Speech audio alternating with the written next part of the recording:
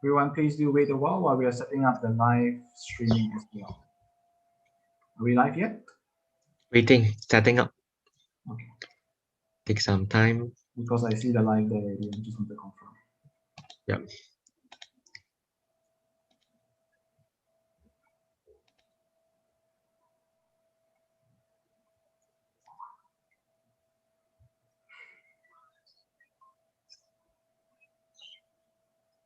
Yes, we are live. Okay. Yes. Great. All right. Good afternoon, everyone. Again, my name is Gerald Ong, and welcome to the first National Youth Online Gathering for the youth and secondary and VAD category. Thank you for joining us this afternoon, for sparing your Saturday to be here with us, to have fellowship and to learn more about the Red Cross Red Crescent movement. For those who are having audio issues, please look at the screen for how to join audio if you cannot hear. On the PC, there you will see a button to have an option to join audio, and then a pop-up window will appear, and you need to click join with computer audio. And also same goes for the other for iPhone as well if you're joining from your mobile phones. All right. With regards to the rules of the meeting, kindly keep your microphones muted unless we allow you to speak. Kindly also turn on your cameras and share your video so that we can have a look at how you look like and get to know each other better. At least we have a face to a name, not just a name.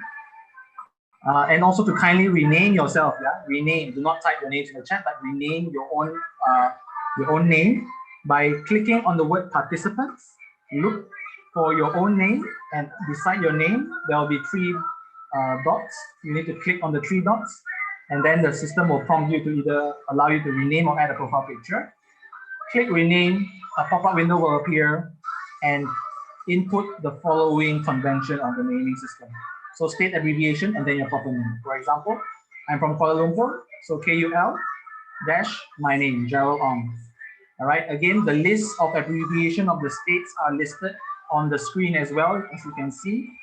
Kuala Lumpur, KUL, Johor, JHR, KDH, Kedah, Penang, PNG, Kelantan, KTN, NSN, Negeri Sembilan, MLK Melaka, SWK Sarawak, SDH Sabah, LBN Labuan, PJY Putrajaya, TRG Terengganu, SGR Selangor, PLS is Perlis, Perak, PRK, and Pahang.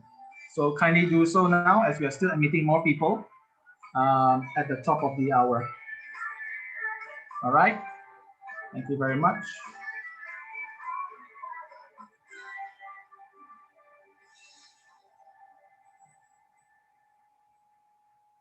And in the latest news, the coronavirus or COVID-19 continues to be a health emergency across the world. Caribbean people are concerned. Everybody know about COVID-19. Keep social distance and never hygiene. Wash your hands and clean up. Don't discriminate as it might be. Somebody will look like you or look like me.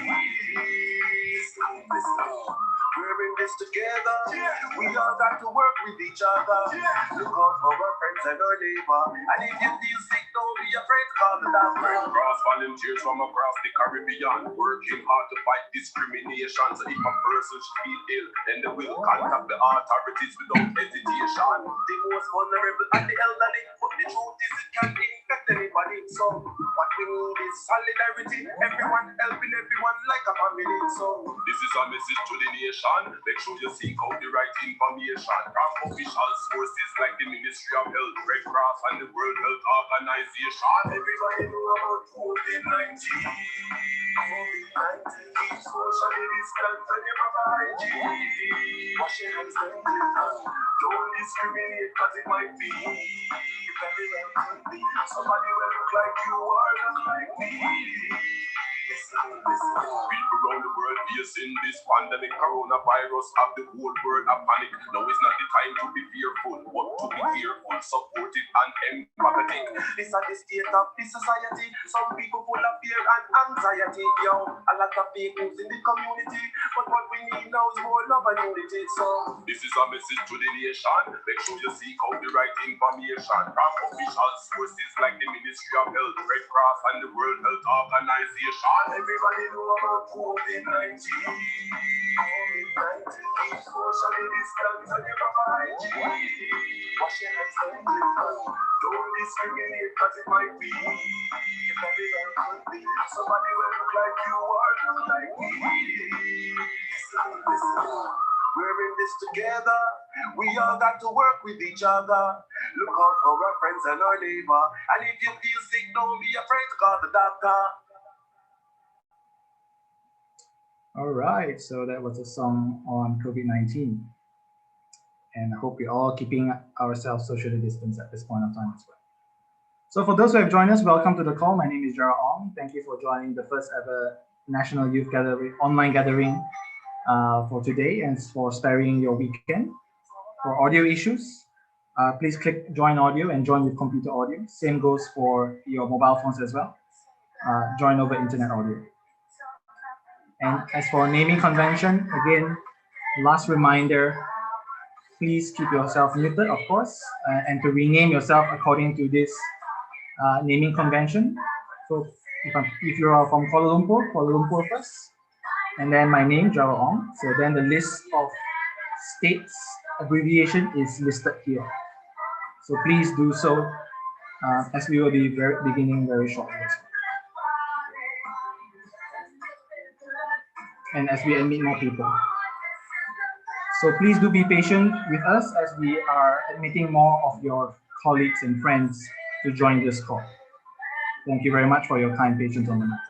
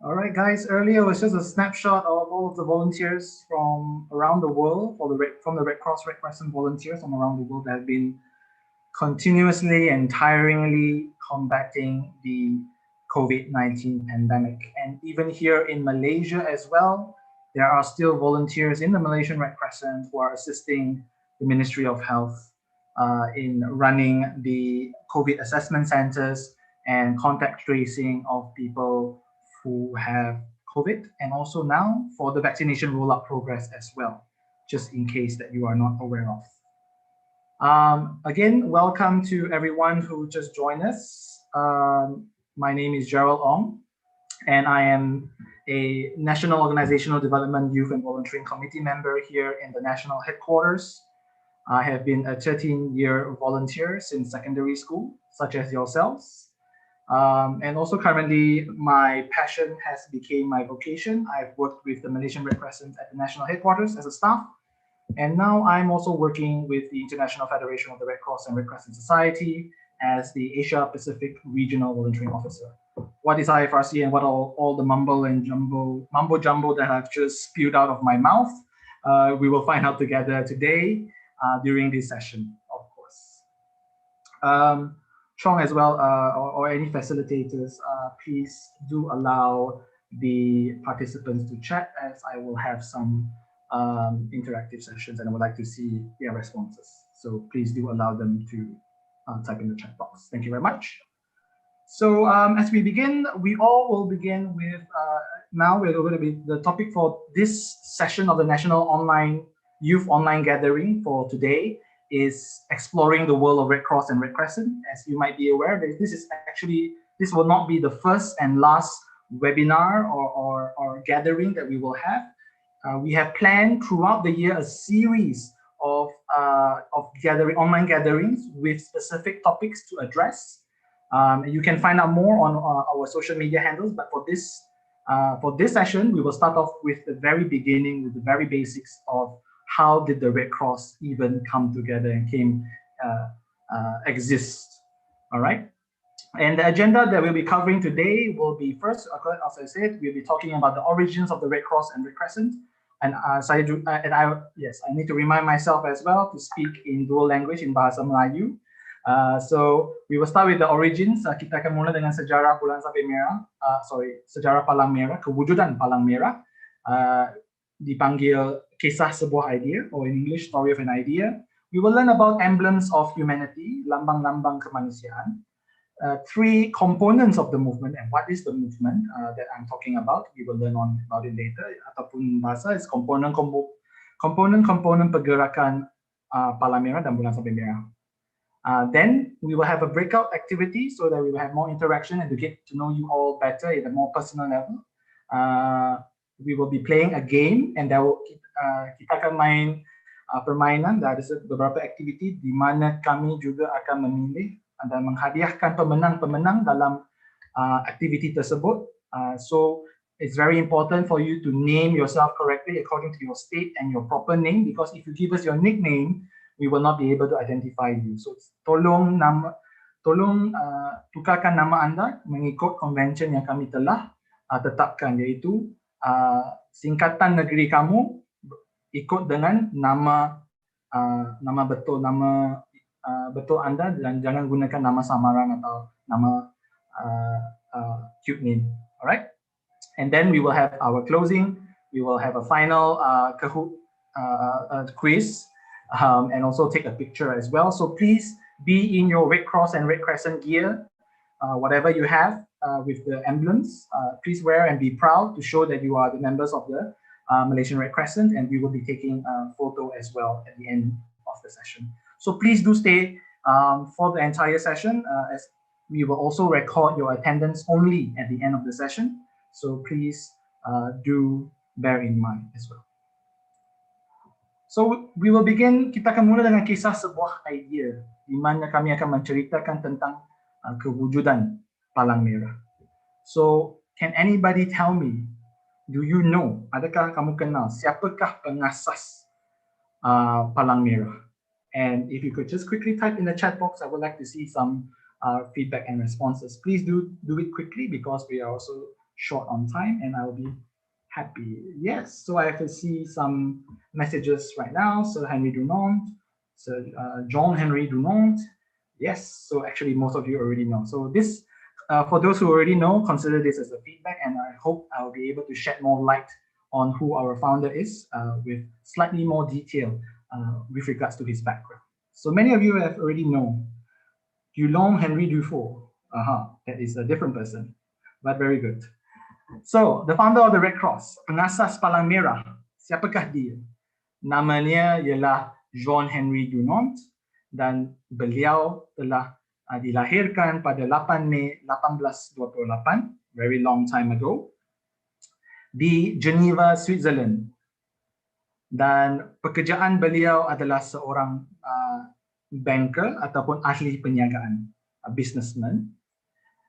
Kewarganegaraannya adalah dia berwarganegara Swiss daripada Switzerland, dan merupakan pemenang hadiah pertama julung kali anugerah Nobel bagi keamanan, or the first ever Nobel Peace Prize when it was first awarded in 1901.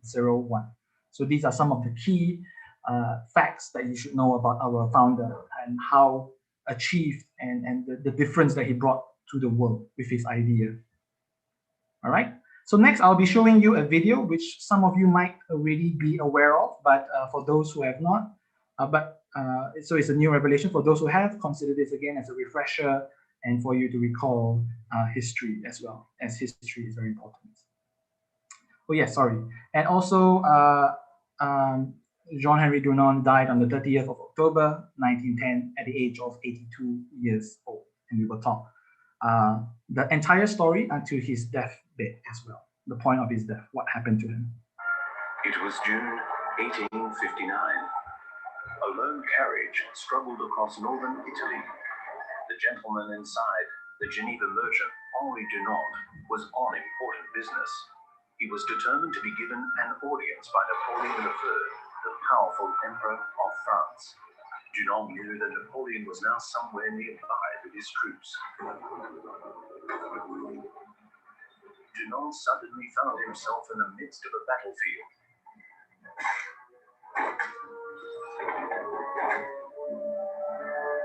Dunant was horrified. Outside the normally quiet village of Solferino, the French and Austrian armies were fighting a terrible battle. By evening, thousands lay dead, dying and wounded. But the medical troops simply could not cope, and the weary and bloodied soldiers on both sides had enough to do just saving themselves and finding their way back to their lines.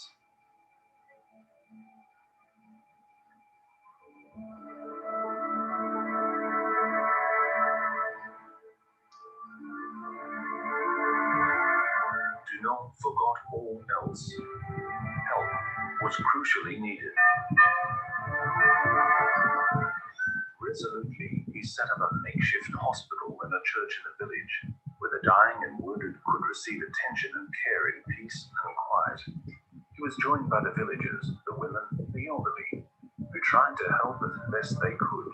They treated the French and Austrians alike, even taking care to record and send their last goodbyes to loved ones. Day and night they worked tirelessly, nursing the victims.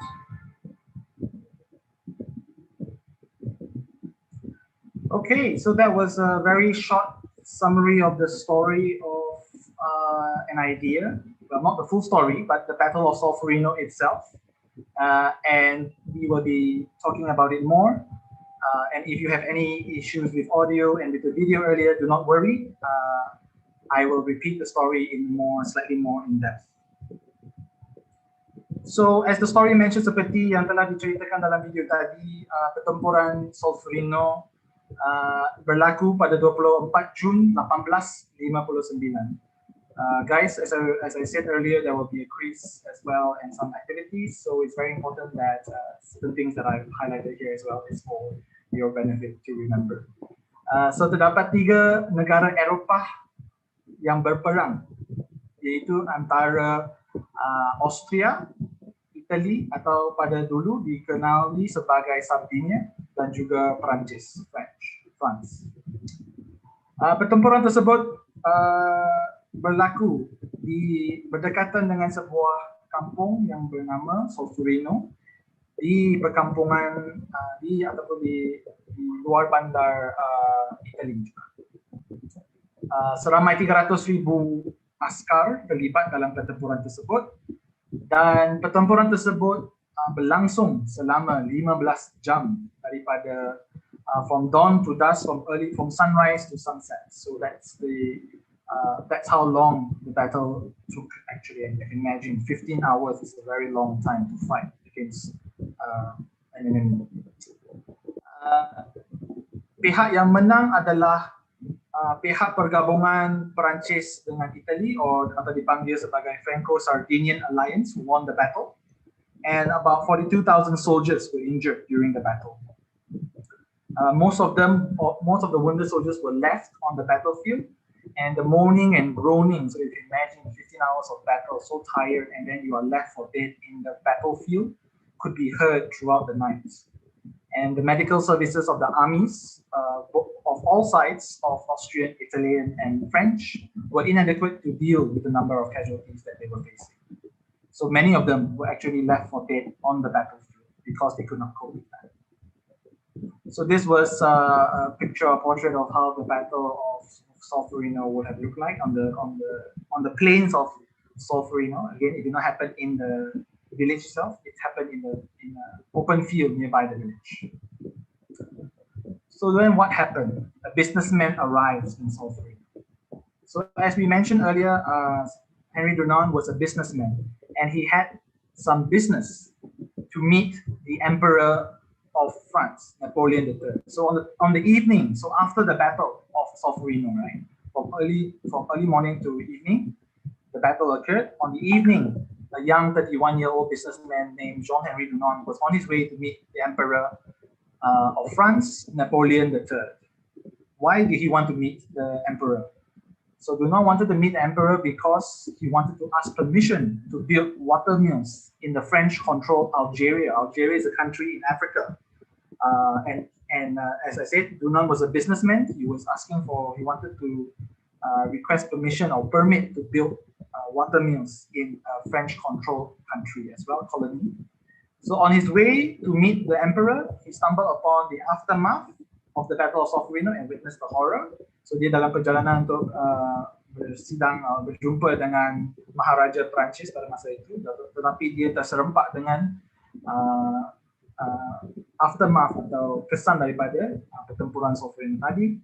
So being a young gentleman from Geneva, Switzerland, and same for many of us, being in Malaysia, who's a very peaceful country, we have only heard of stories of war or read it in newspapers or in articles, or only seen very small snippets on the news and on YouTube and so on and so forth. We can see the horrors of it, but we can never truly experience the horror of it until you are in the battlefield itself, in the heat, in the smell of burning gunpowder and rotting flesh and blood. So it's very different. So we can only imagine what did he actually experience there. So although he never witnessed the battle himself, he didn't see the fighting happen itself, but he saw the effect or the aftermath of after the battle, how terrible it was. And it was very difficult to describe how it took place. But he did it very well in the book later on we will discuss. And then Dunant immediately organized help for the wounded to be transported to the nearest town of Castellón del Stivre. So they didn't go to Solferino, they went to Castellón instead, which is another town nearby in the field. So this is just an image of how the story happened. The businessmen arrived in Solferino amidst the fighting. So what happened after the Battle of Solferino? So Dunant actually describes it very well in his accounts.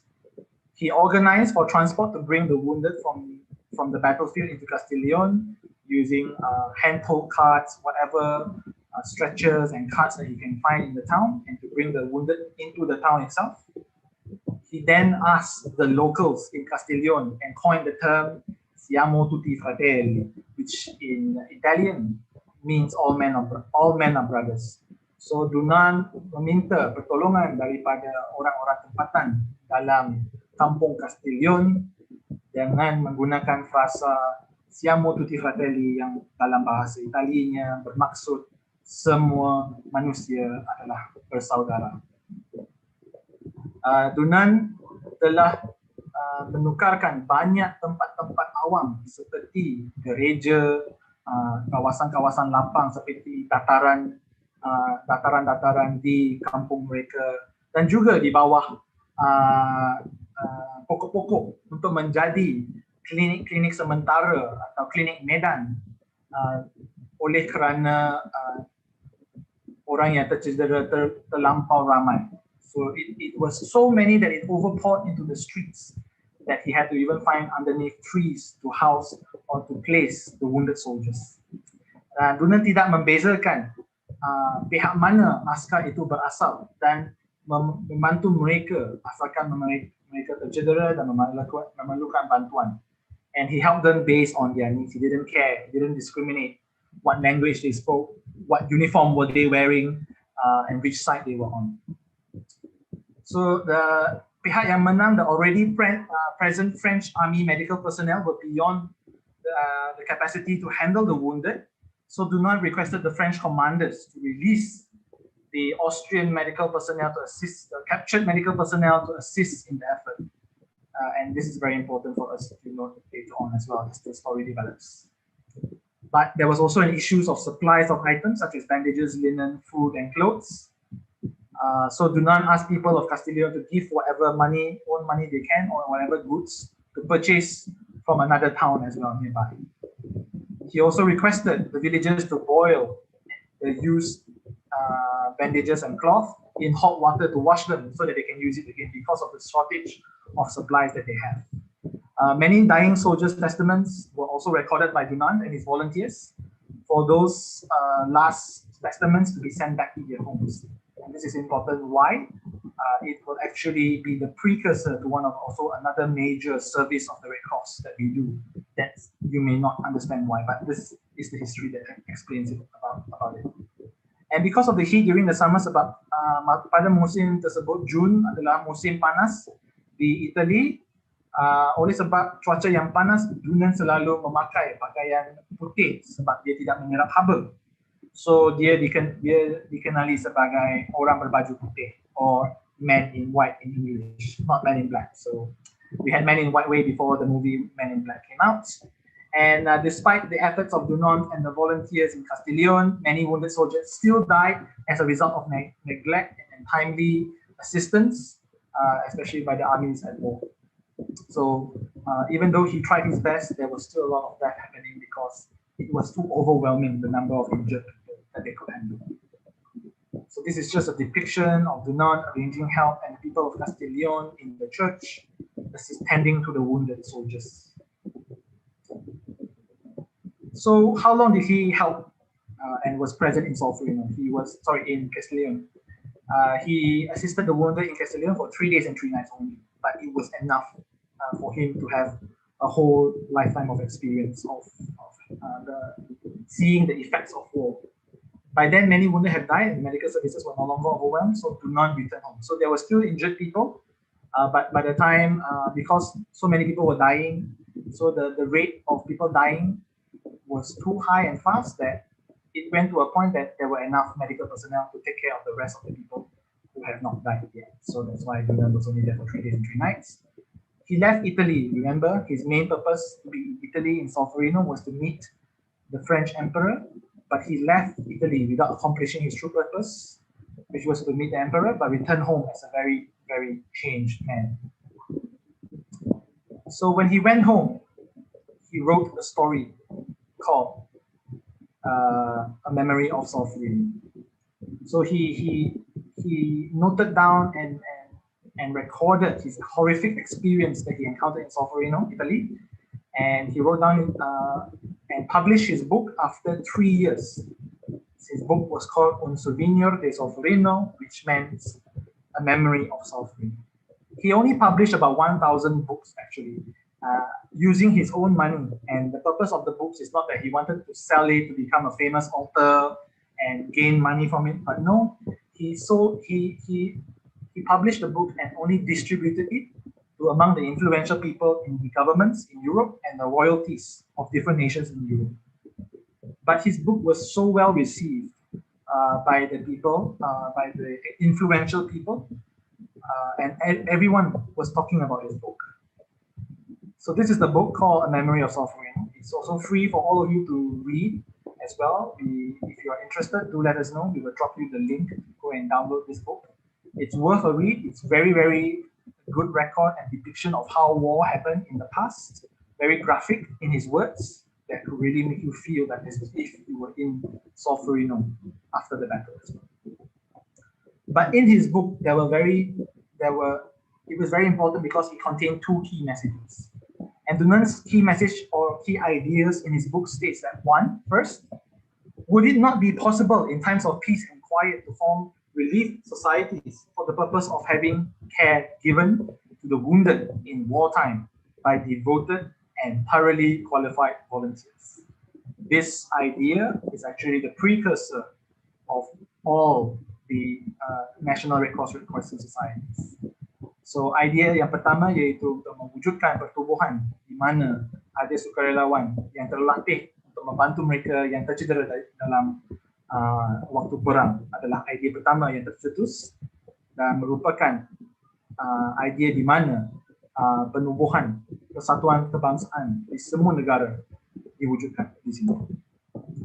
The second is also the adoption by all civilized nations of an international and sacred principle which would be assured and placed on record by a convention to be concluded between governments.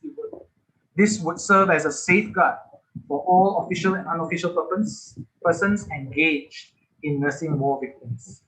So the second is actually the idea of a set of rules to protect people who are helping the wounded soldiers in times of war. Because in order to offer help, we must always be safe ourselves first, if you remember the principles of first aid as well. So as a result of these 2 key ideas and messages, there was a movement after that book was published. So the power of the great idea as well. 4 Swiss citizens were tremendously moved by Henry Dunant and his propositions, and they were General Henri Dufour, pardon my French, a lawyer. He was a general of the army, of the Swiss army, a lawyer named Gustave Moynier, and 2 doctors, Dr. Louis Appia and Dr. Theodore Moynier, who were war surgeons, who were doctors who had experience treating wounded people in times of war. And they met on the 9th of February 1863. They met with Henry Dunant in Geneva to discuss about his idea to establish a humanitarian organization. Altogether, these 4 people, including Dunant, came to be known as the Committee of 5. And 8 days later, the 5 men decided to renamed the committee for the International Committee for the Relief to the Wounded. And in October 1863, later that year, they organized the Committee of Five, or the International Committee for the Relief to the Wounded, organized an international conference that was held in Geneva. So who are these five people, you may ask? This is how they look like. Gustave Monnier, the lawyer, Dr. Louis Appia, Dr. Taylor Monnier, both doctors, Henri Dunant, and Henri Dufault, which is a general as well in the center. So in the October 1863 International Conference, it was attended by 14 countries at the time and several non-governmental organizations to develop a possible measure to improve medical services on the battlefield.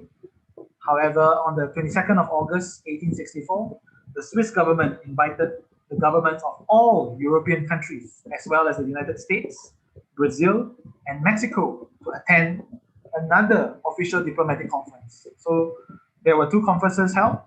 One is organized by the committee, one was organized by the Swiss government. On the Swiss government's organization, 16 countries attended the conference, but only 12 countries signed what is now known as the first Geneva Convention for the amelioration of the condition of the wounded in armies in the fields. Basically, mereka telah menandatangani perjanjian pertama, iaitu Convention Geneva, untuk melindungi askar-askar yang tercedera dan mereka yang tidak terlibat dalam pertempuran di darat, iaitu Convention Geneva yang pertama.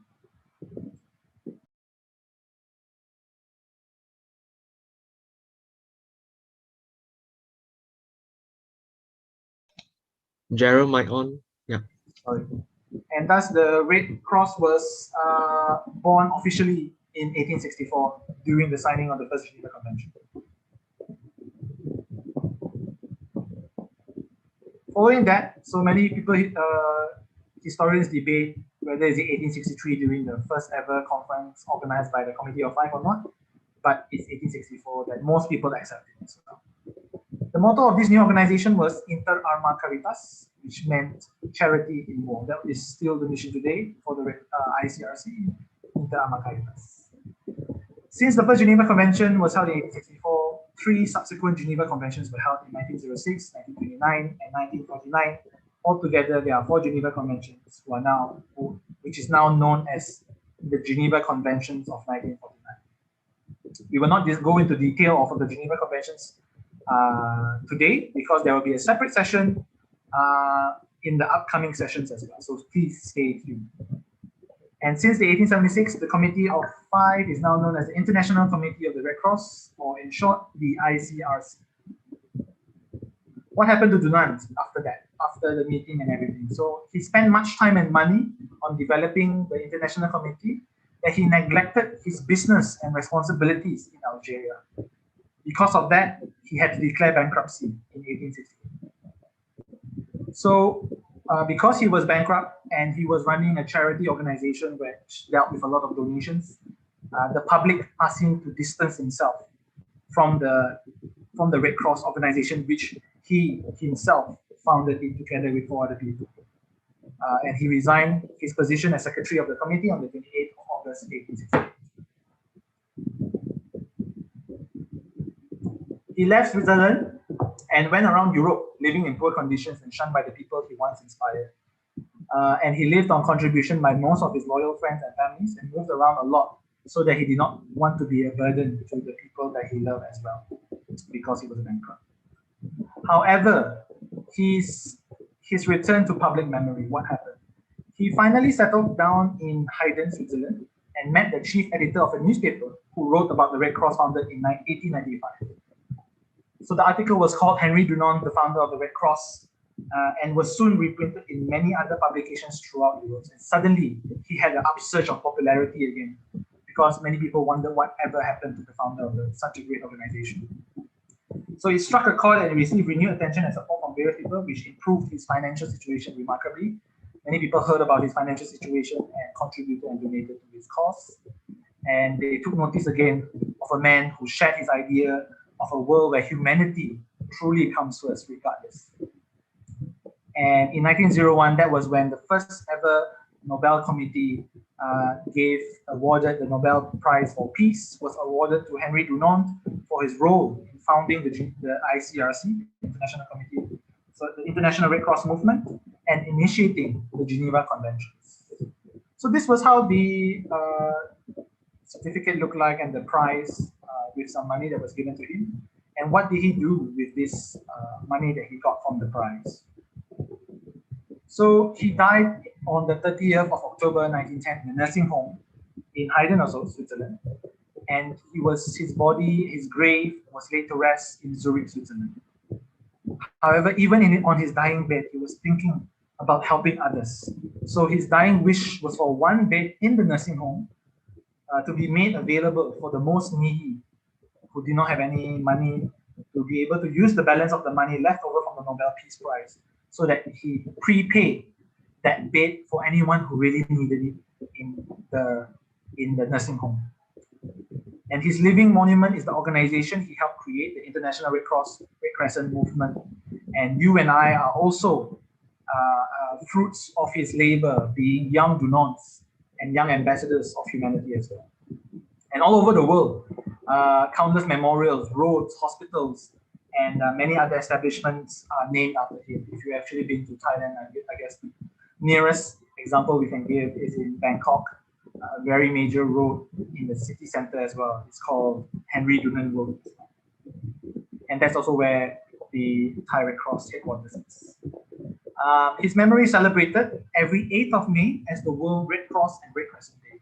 So please be aware that coming this 8th of May as well, there might be a call to action on our social media for us to post pictures of us in action as volunteers of the Red Cross to promote and to celebrate the World Red Cross and Red Crescent Day on the 8th of May every year, which is actually on his birthday, if you remember about his data.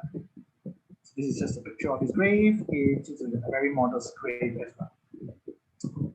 Next, we will be talking about the emblems of humanity. And with that, I will be starting a video. Gerald, before that, do you want to do a poll? Yes, you forgot. Oh my gosh. Yes, yes, let me. could you please share a poll that we would like all of you to fill it in for feedback as well. Please assume that this poll was done before we even started the session, because some of the questions are related to the level of knowledge. Please do start the poll, John.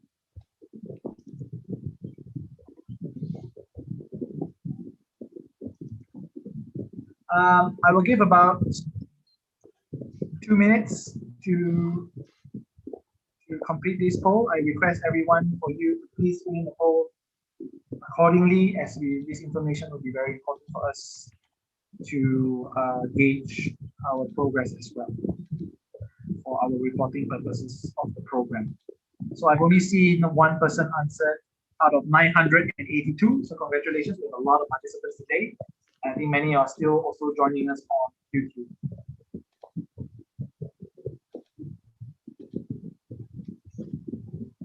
Please have a look at the poll and answer them quickly, and we will really appreciate your feedback.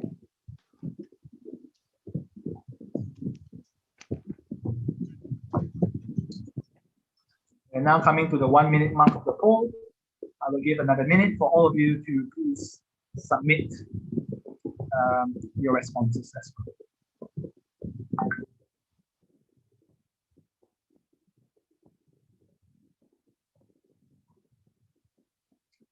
Now we have 200 people who have answered it. We at least achieve about half of it, about 500. Come on, guys.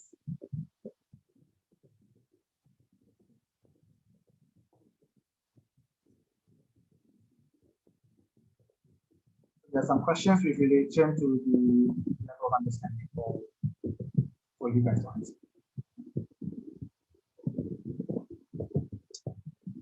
I think we only have 100, 201. Is there anyone else who would like to contribute, please? It would be very helpful for us. Count it down 5, 4, 3, 2, 1. I think, Chong, that's it. We don't have any more. Okay, let's end the poll.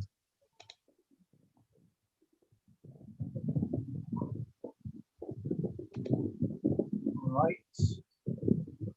poll ended, so I can continue, right? Yep, I just shared the results. So now all of you have like initial assessment of your understanding, and we hope that this will be better after at the end of the session. Yep, so I will pass the floor back to Gerald for the next topic. Thank you very much. So next on the topic is the emblems of humanity. What are actually these emblems of humanity? And I think most of you are actually very well familiar with it. So the introduction of humanitarian emblems. On the 17th of February 1863, five-member committee, again, earlier going back to history, the future International Red Cross Red Crescent movement met to study Dunant's proposal. One of his main objectives was to adopt a single distinctive symbol backed by the law to indicate respect for army medical services, volunteers with first aid societies, and the victims of armed conflicts. And what was needed was that the symbol needed to be very simple, identifiable from a distance, known to everyone, and identical for friend and foe. And the emblem had to be the same for everyone and universally recognizable. So there are few requirements to ensure that the emblem chosen was simple. One, need to be simple. Why? Because in times of war, where are you going to find a printer to print a flag or to print something, cloth or anything? Second is identical, can be easily seen from far, and everyone that could relate and understand very well, not too complex. Okay, so those were the main ideas as to why and how the symbol, the emblems were chosen. And next, I'll be showing you the video of how, what does this emblems represent.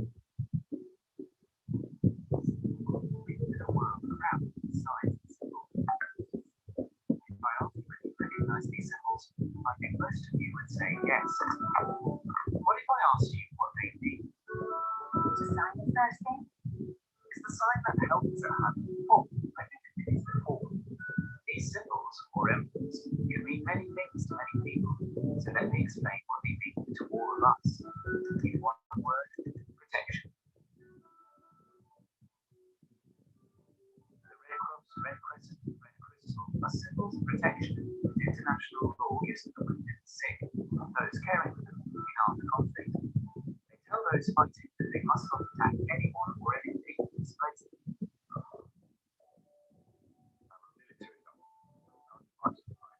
We're a Red Cross, so that people can see that I'm just here to help the wounded, so that they can do my job.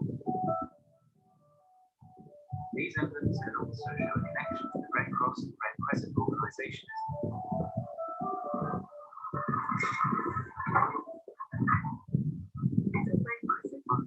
I help people during emergencies like an earthquake or they know we are humanitarian. They help people purely and stuff. The emblems aren't religious symbols, they serve humanity, and it's important that everyone understands their meaning. Because, as we said, the emblems are a symbol of protection, a sign that help is at hand, and a symbol of hope. Let's ensure that they are respected. All right, and then another quick question to all of you. Have you all seen all of these three symbols before? Or you've only seen two? So can I see? You can answer 3 or 2 or 1 in the chat, please.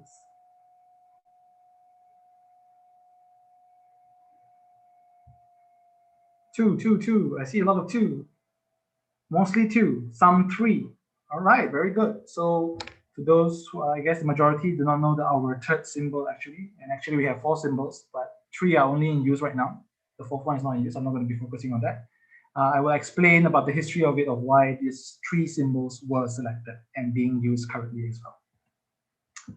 So the history of emblems. The newly formed organization established by the Committee of 5 required a very distinguishable emblem, as we mentioned. The Red Cross emblem was chosen by the drafters of the first Geneva Conventions in 1864. They were looking for a symbol that could be worn on the battle to identify military medical personnel and the sick and injured that they were assisting. They chose the reverse of the Swiss flag in honor of the founders of the Red Cross. So if you recall, the Switzerland flag is a red background on a white cross. And because they wanted to honor Henri Dunant and his nationality, they actually reversed the colors of the Swiss flag. So many misconceptions was that it was because of a religious purpose, but if you recall as well, this cross used by the Red Cross is not a Christian cross. It's just the reverse colors of the Swiss flag. And then, so why white and why red? Not just because of the flag colors. So these are the explanation as to why they chose these colors as well. So the white color, throughout history, throughout time could tell, is a sign of, usually when you see someone wave the white flag, it means someone surrender, right? And if someone surrenders, what's the first thing we do? We usually don't shoot them, we don't shoot arrows, we don't shoot guns, or we don't kill them once they have raised the white flag because they have surrendered, right? So that gave this. It plays some psychology as well. When you see white, it means don't shoot, all right? It's medical personnel, it's people who surrendered, it's white, all right? So there's a subconscious for the soldiers to see that white color it means surrender and don't shoot. The red color actually denotes the color of blood. It's in which means that the people wearing the emblems are there to help the injured people as well. So these were actually why we chose red and white, not red and green and so on and so forth. White and green or white and blue. So these were the reasons. However, because as history progressed, and as you also learn in your secondary schools as well, the history of the Crusade, all right, or in Malay, Perang Salib, all right, that the Red Cross had a different meaning also because it was worn, the Christian Red Cross was worn on the Crusaders' chest. So it was very different and it had a very different implication on different countries as well. So in 1876, during the Balkan War, a humanitarian worker who was captured by the Ottoman Empire, last time known as Ottoman Empire, now known as Turkey, was murdered simply because they wore armbands in the image of the Red Cross. When the kingdom, which means when Turkey, Ottoman Empire, requested clarification on this point from their soldiers, they emphasized the sensitivity of the royal army against the bar-shaped symbol because they used to fight against the Crusaders, and proposed that the National Society and the military medical services be allowed to use a different symbol of the Red Crescent. And why the Red Crescent? Many people think, again, it's for Islamic and religious purposes. But if you look at the flag of Turkey, it's actually the inverse colors of the flag. So while respecting the Red Cross, the Ottoman authorities also believed that the Red Cross was by very nature offensive to Muslim soldiers, and the Red Crescent was temporarily accepted for the duration of this conflict from 1876 to 1878. And coincidentally as well, the Red Crescent emblem is the reverse colors of the Turkish flag, whose country first introduced the Red Crescent. All right. However, because there is a Red Cross and then there's a Red Crescent, misconceptions were being affiliated to it, and people think that, oh, it's a symbol of religion. So many other people wanted to propose, many other countries wanted to propose their own symbols. Some wanted to propose a red mosque, or a red palm tree, or a red star. Many other kinds of proposals was given. And because of so many discussions that was happening at the international level, the Red Cross had to decide and had to come up with an emblem, introduce a new emblem for people who may not want to accept the Red Cross or the Red Crescent. So in December 2005, during a diplomatic conference in Geneva, the states, meaning all countries in the world, adopted Protocol number 3, additional to the Geneva Conventions, creating an additional emblem alongside the Red Cross and Red Crescent. The new emblem, known as the red crystal, all right? Why red crystal? Some people say, oh, why you call it crystal? It's diamond shape. It's to be consistent for us to give the abbreviation, right? Red Cross, RC, Red Crescent, RC, Red Diamond, RD? No, so Red Crystal as RC as well. So this resolved the several issues that the movement has faced over the years, including the possibilities of countries who may not want to use the Red Cross or the Red Crescent to join the movement as full members, and the possibility of using the Red Cross and Red Crescent together as well. So with the creation of this new emblem, the red crystal, Israel is able to use the red star of David, or in Hebrew, Magan David Adom, within their borders, but they must use the red crystal when deploying internationally. So one of the main actors who wanted to have a different symbol was Israel. we did not accept their proposal, but then we allowed them to use it if they use the red crystal. So how can we use the new symbol actually? It can be used in a variety of ways. You can use the red crystal alone. You can use another symbol that is recognized by your country. Let's say Malaysia chooses another symbol, a red square, for example. Then they can use that red square in the red crystal as an official and protected symbol. It still must use the red crystal as well. So that's why there are only three main recognized emblems right now: Red Cross, Red Crescent, and the Red Crystal.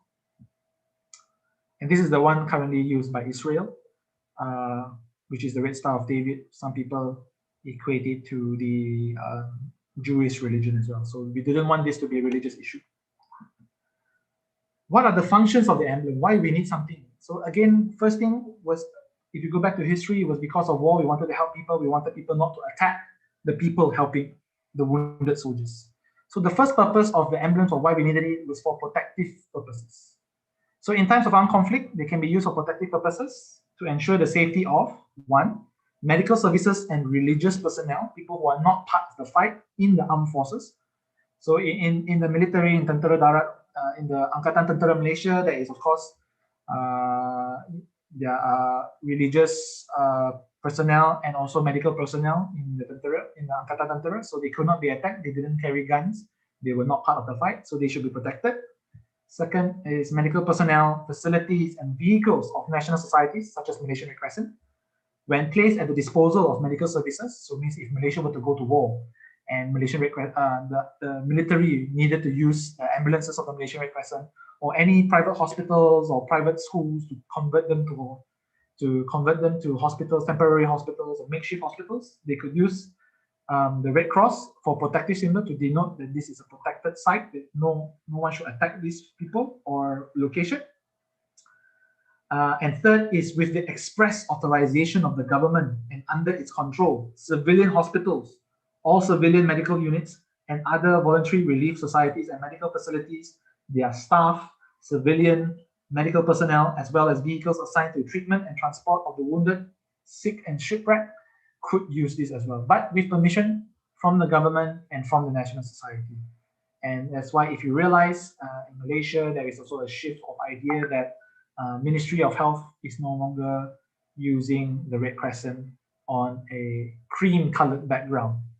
Their new corporate logo is the heart with the two hands with the tagline, "Kami sedia membantu."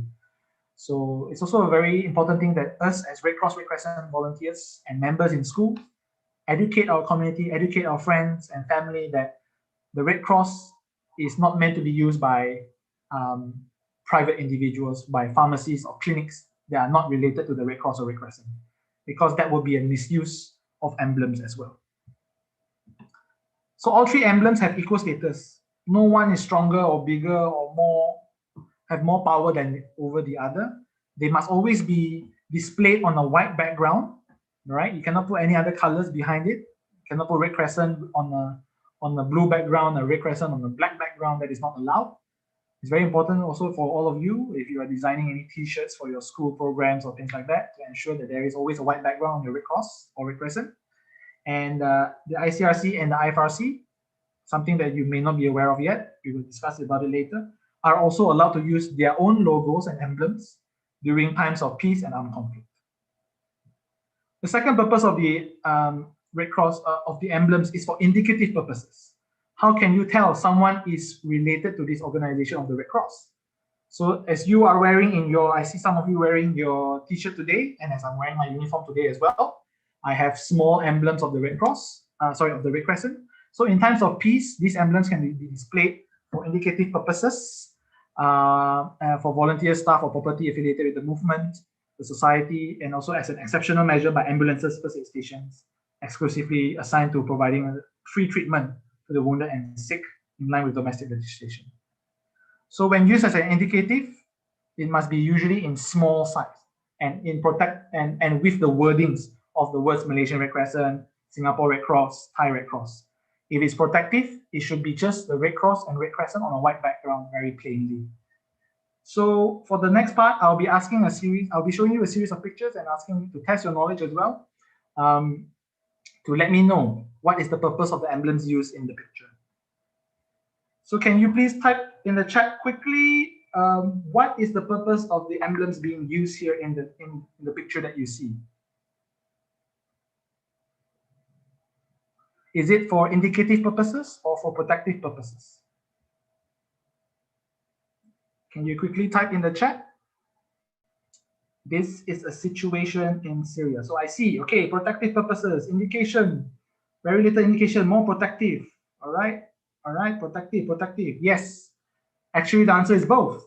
So if you see on the right here, the person with who is holding the cart is having a very plain like vest, or we call it tabard, with the red crescent without any words. It's for protective symbol, and with the volunteer of the the member and volunteer from the Syrian Arab Red Crescent on the left in red color is wearing an indicative purpose as well. But they also enlarge it for protective purposes so that they know that these are part of the Red Cross National Society in Syria. And the others could be just civilian populations of people who are just helping out the Red Cross as well. Next, in this picture, is it an indicative use or a protective use?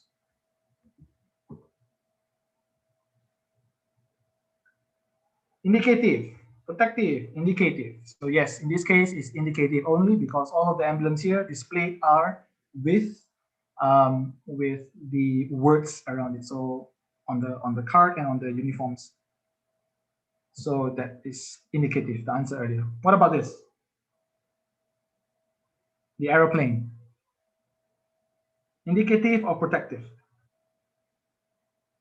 So as you can also tell from the situation, this is likely done in a conflict zone whereby there is an air ambulance that they need to fly someone outside of the area that does not have medical facilities.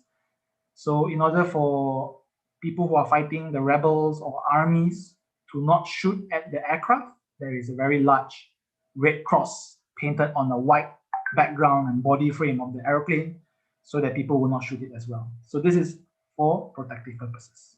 What about this?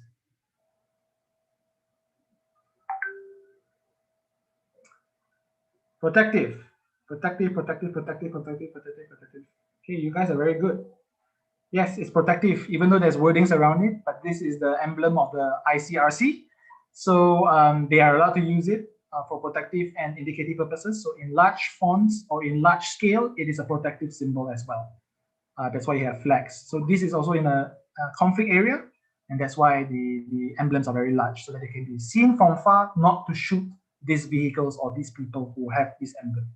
And to do that is actually a war crime, and we will discuss it more in our subsequent sessions, other online gatherings that are coming up throughout the year. And this last one, what about this? Quickly. Yeah, it's very straightforward. It's indicative. The uniforms are worn.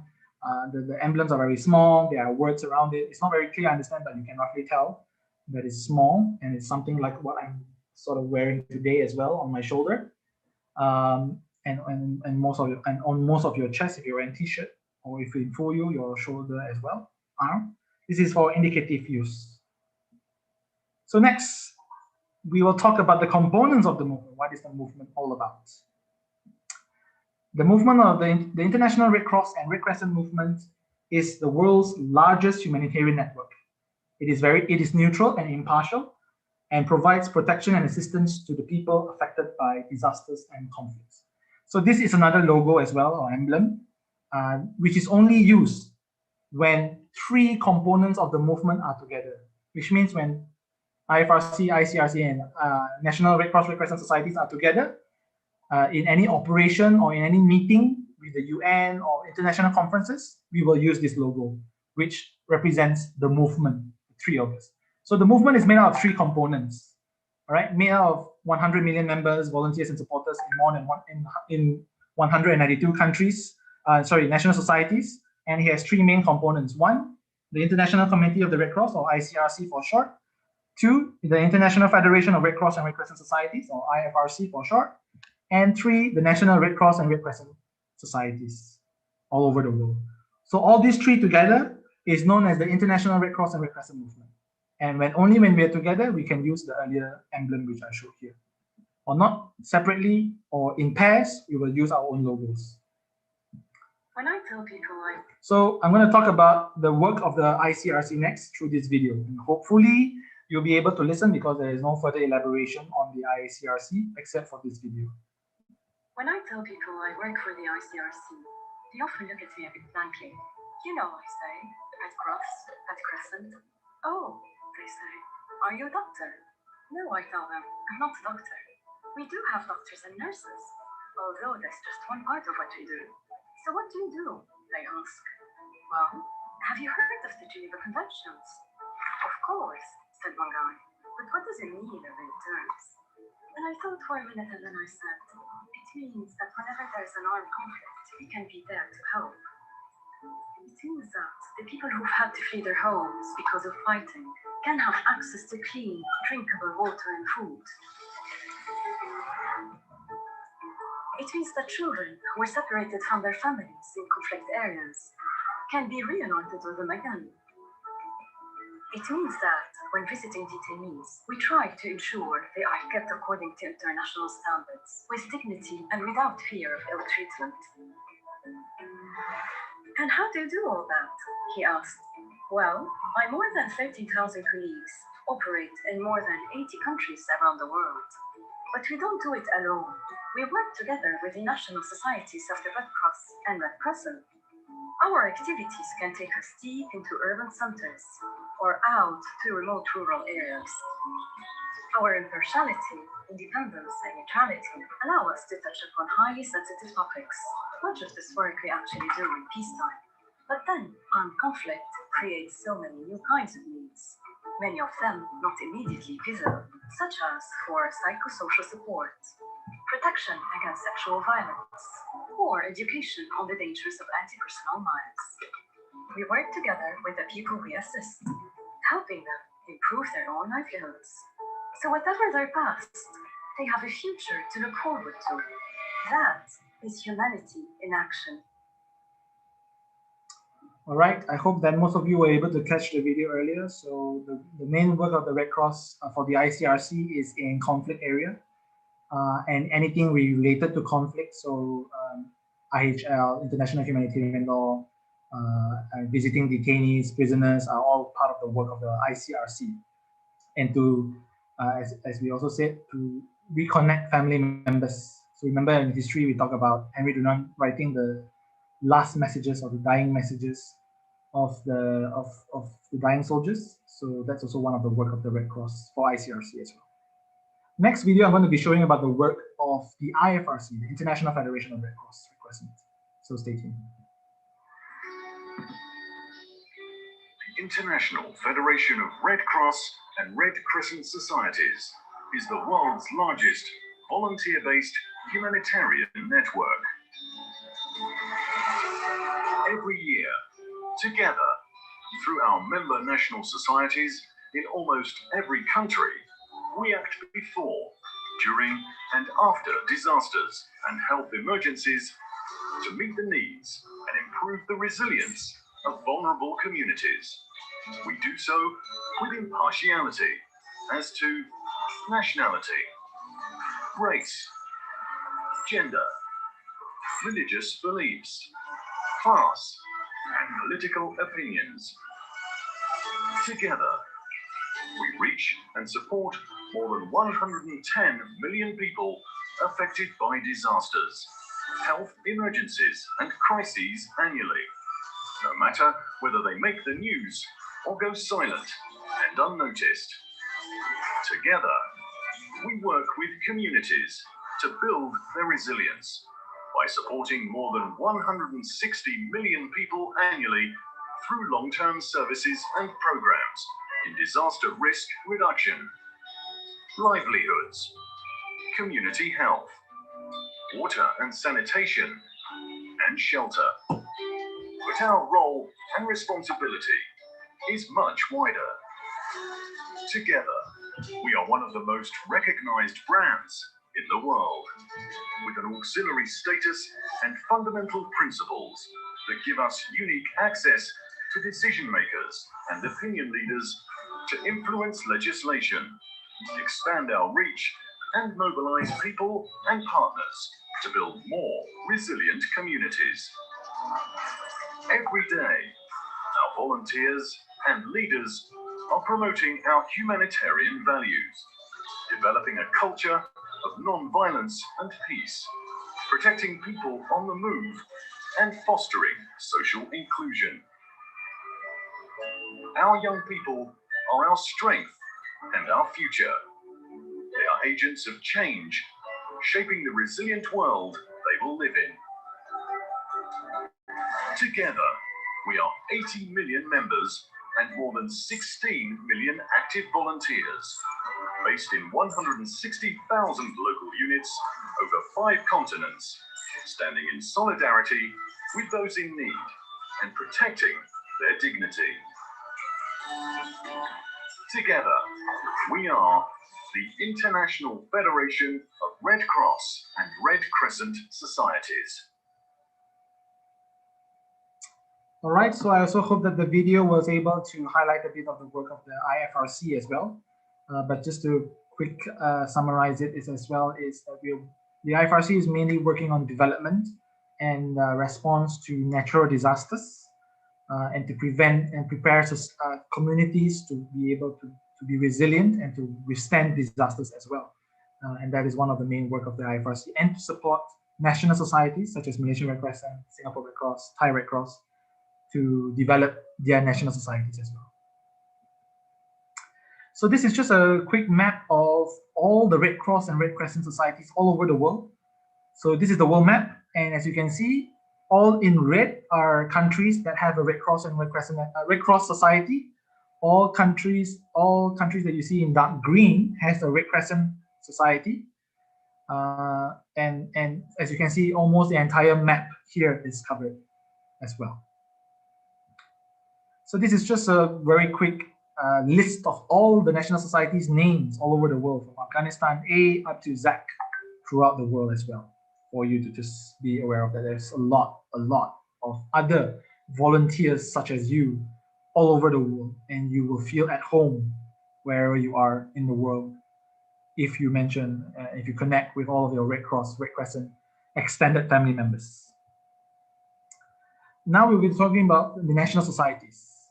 So there are about 200, or some say over 300 countries in the world. This number is very debatable because of the many different opinions of how they view or categorize a country. But there are 192 countries that have a recognized Red Cross and Red Crescent National Society. And from that breakdown, 156 of them are using the Red Cross emblem, 35 are using the Red Crescent, and 1 using the Red Crystal, which I mentioned earlier, which is Israel. There are 4 other countries who have a Red Cross, who have a national society, but it's not yet recognized because there are certain certain criteria that the organization needs to meet in order to be recognized, which is like the 7 fundamental principles and so on and so forth. And there are also countries that do not have a national society at all because they're too small, like Nauru, Oman, and Vatican City, for certain reasons as well. What do the roles actually play as well for each of these component of the movement? So I'm sharing here as well some form of movement coordination, because there's 3 of us, right? And whenever a disaster happens, who is taking charge or who is responsible and involved? So this is just a very, very simplified depiction of the roles of the Red Cross components. So green color is natural disasters, red color is conflicts, and blue is during peacetime. So anything that is mainly related to natural disasters, the IFRC takes a larger role, or what we call the lead agency in terms of natural disasters. Of course, we also collaborate during peacetime with the national societies to prepare the national societies to be prepared for disasters. But in natural disasters, if the national society is small and require assistance or require international assistance and coordination, the IFRC steps in to assist them as well, with the permission of the local Red Cross or Red Crescent. If in conflict areas, the ICRC is the main actor, or with what we call the lead agency, to be the leader and coordinator. Most in conflicts, and also anything conflict related to peacetime as well, such as international law, humanitarian law, detention visits, the ICRC takes charge and lead. And of course, But what happens also if a natural disaster happens in a conflict area? So in this case, the conflict area is still security risk, and because ICRC is more experienced with security and conflict, so ICRC will take charge if a disaster happens in a conflict area. And all in all work, we always involve the national society. So you can see here the national society is in the center. It involves in natural disasters, peacetime, and conflicts. The national societies have a role to play because it happens if the disaster or natural disaster or conflict happens, it's in their country. So they, of course, have a role to play as well as the most local national society in the country. All right. And then with that, I'll be finishing a bit with the story of the movement of all the international movement and what we do across these three components. So stay tuned.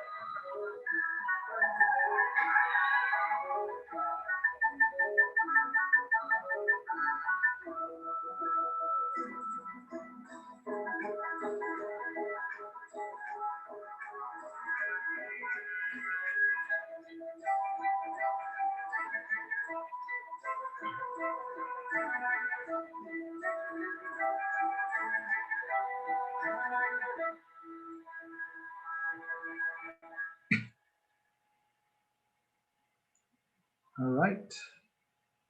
So that was all for our presentation. Thank you so much for lending me your ears. I hope it's not too much. So for now, we'll begin our next session, which is on our more interactive session, which is our breakout session. And Chong or Fessis, are we ready for the breakout session? Yeah. Okay, I will do some short briefing. Okay, guys, so my name is Chong, okay, or CY, the one that sent you the invitation email. Yep, so welcome to our breakout session.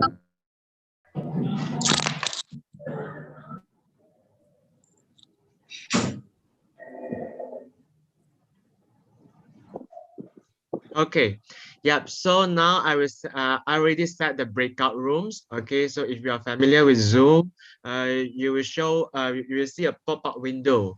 Okay, and please click join, yeah, something like that, join or okay button to join the breakout room.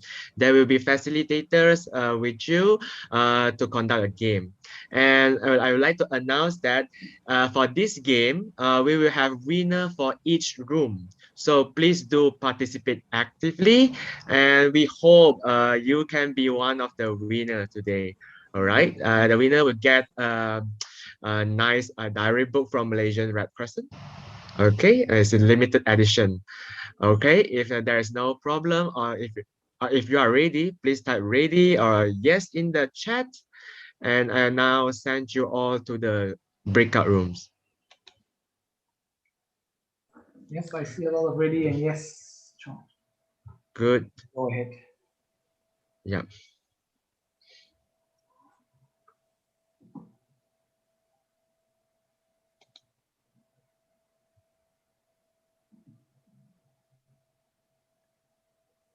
Hello. Yep. Sorry, there's some lag from my side, and I'm clicking the open all rooms. Yeah. I think it's the same issue earlier. You have to just be patient. For the rest of us still waiting, guys, we have about 1,000 people. Please do bear with us, and we request for your kind understanding. If you do not see the pop-up box yet, please be patient, as the system is trying to send it to almost 1,000 people who are online with us today. Right now. Yes. Congratulations for this large number, but also because of the large number, technical difficulties will be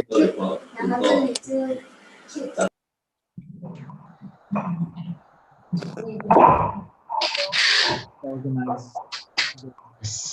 Has anyone received the pop-up?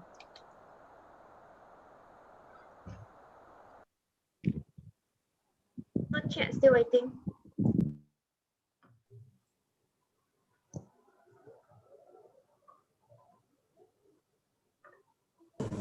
Oh, I'll just play the... Yeah, please wait for a moment. Don't leave yet.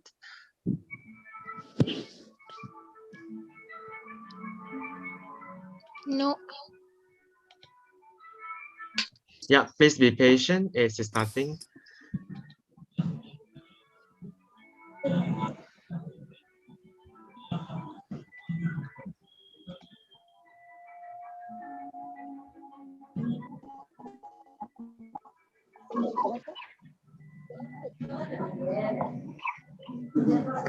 Co-host, can anyone access the breakout and help me to click open all room?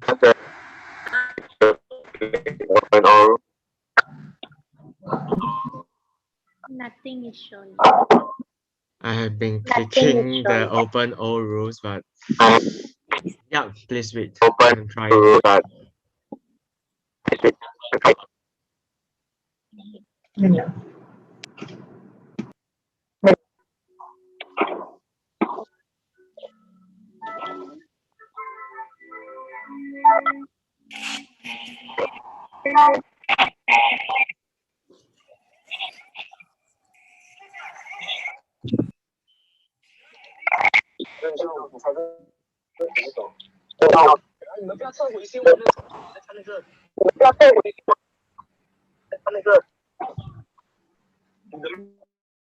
Teacher? Yep. Anybody comment?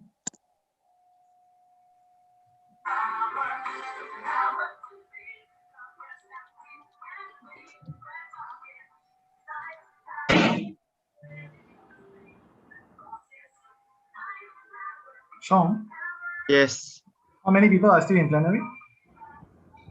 900 over, is it? I think no one have see the pop-up, is it? Because yeah, No. yeah, please be patient a while. I'm still trying to send out all of you to breakout rooms.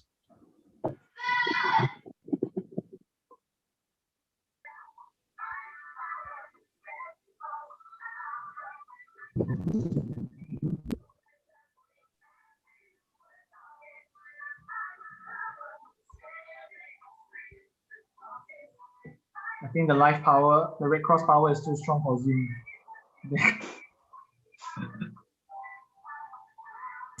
Zoom cannot handle the power. Yeah. Zoom can't handle the Red Cross power, the Red Crescent power. Again, guys, I do apologize for the wait. We understand. We wanted to have a breakout session. Let us give us a few more minutes to try it out. If we cannot, then it will be a great shame. But we have backup activities as well, so don't worry. Chong? Hi, Chong. Are you there?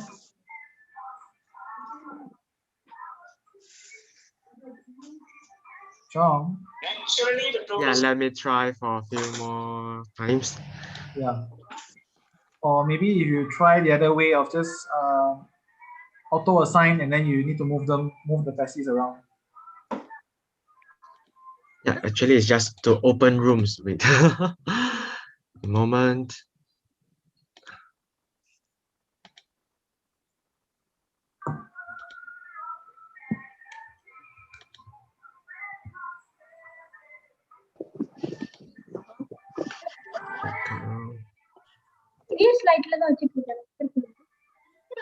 Thank you for all the kind comments. Yeah, that's saying that you will wait.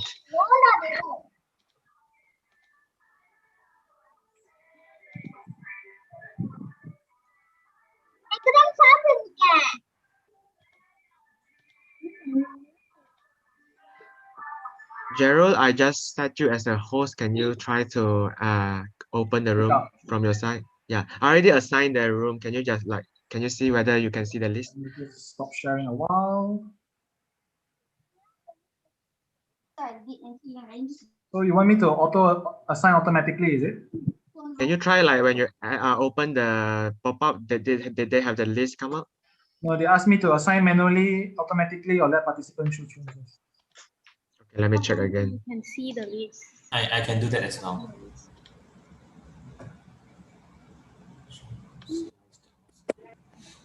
Yeah, thank you everyone, and thanks for your kind understanding. Thank you. Yes, time is golden, so we're trying our best.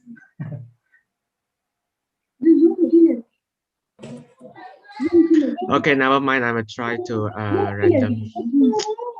Yeah, maybe we just try to assign everyone, and then we start moving around the facilitators.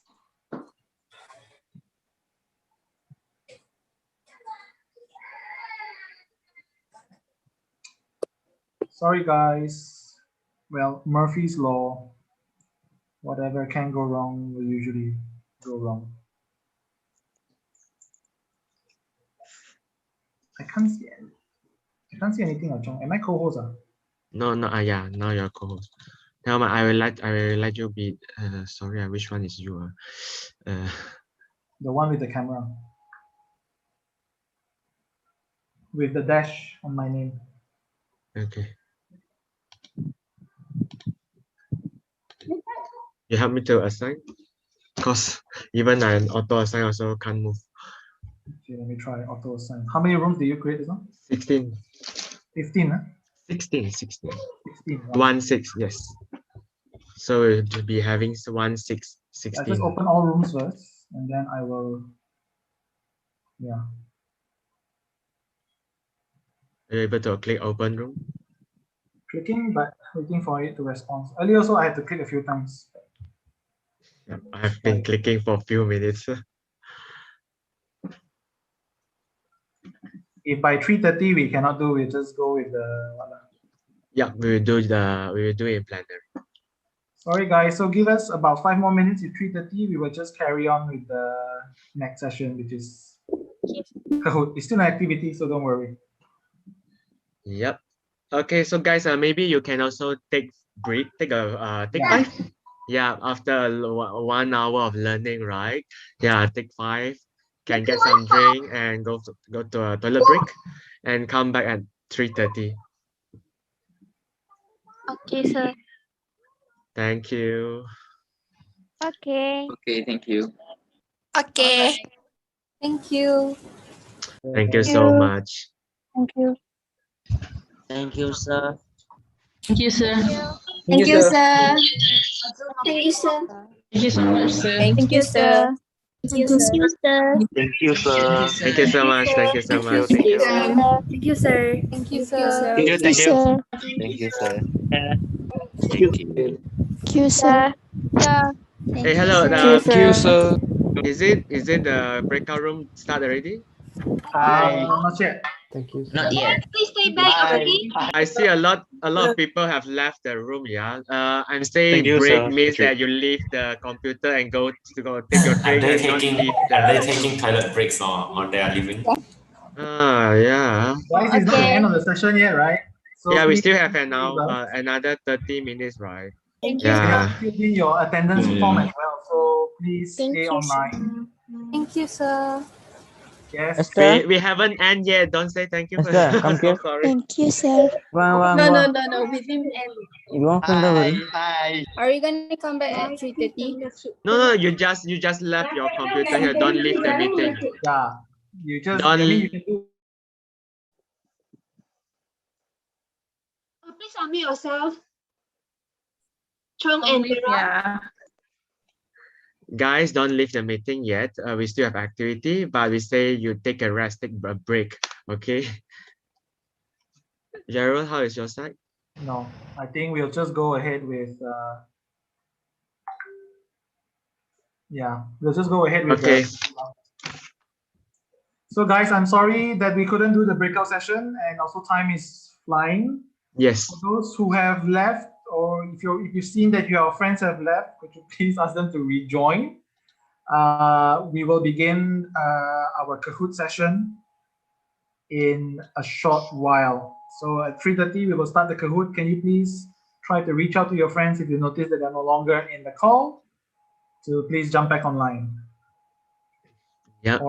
And also because they have not filled in their attendance form, so it's a shame that if they stayed for so long but do not receive a certificate and collect your COCO marks as well.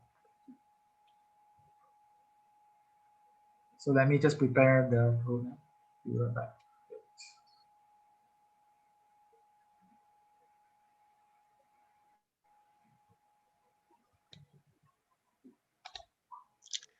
Let's hope that the 100 people will come back in 2 minutes. Yep. So in the meanwhile, you prepare for the Kahoot. So for all of you, the rest are here. If you have another device, you can get your other device, or not, you can still use your same computer and open a web browser. We will be sharing the game pin very soon.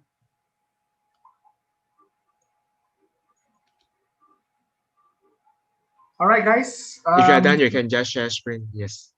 Yeah, I'm sharing screen now. So please join the Kahoot session. And please put in your proper name, yeah? So that when we identify them, yes, please do not put in SIM card. We cannot, if you're the winner, we cannot identify who you are. So again, just put your proper name so that we can identify the appropriate winner for this session.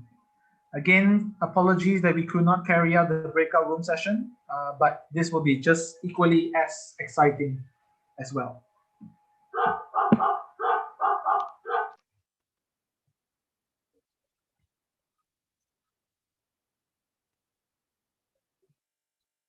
If I mute, you cannot hear music, is it? Yeah, should be okay, but I'm not listening now. Share with audio. Yeah, got already. Thank you. So we have how many participants? 900. So we'll wait about until 335. Yeah. Yeah, 335 before we start the session. So we only have 200 now. So let's keep it up, keep it up. Let's reach all 900 people to be joining the Kahoot session. And 330 people should be jumping back in the call also. Also, again, reminder, guys, please ask your friends to join the call again if they have not done so. Remember, we will only be sharing the link for attendance only in Zoom. All right, so they need to be in the session. Looking good, looking good. It's already 500. So let's achieve all.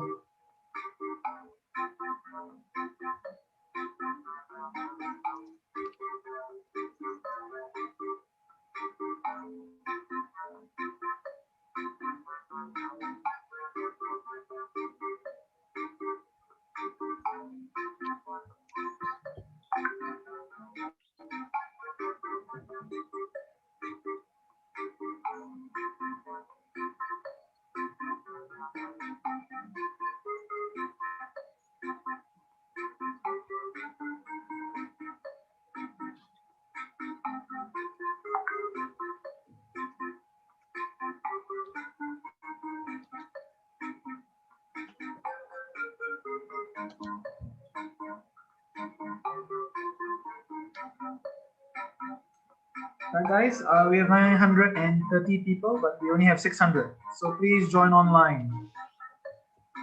Go to kahoot.it and key in the game pin 944-66990. Again, 944-6690.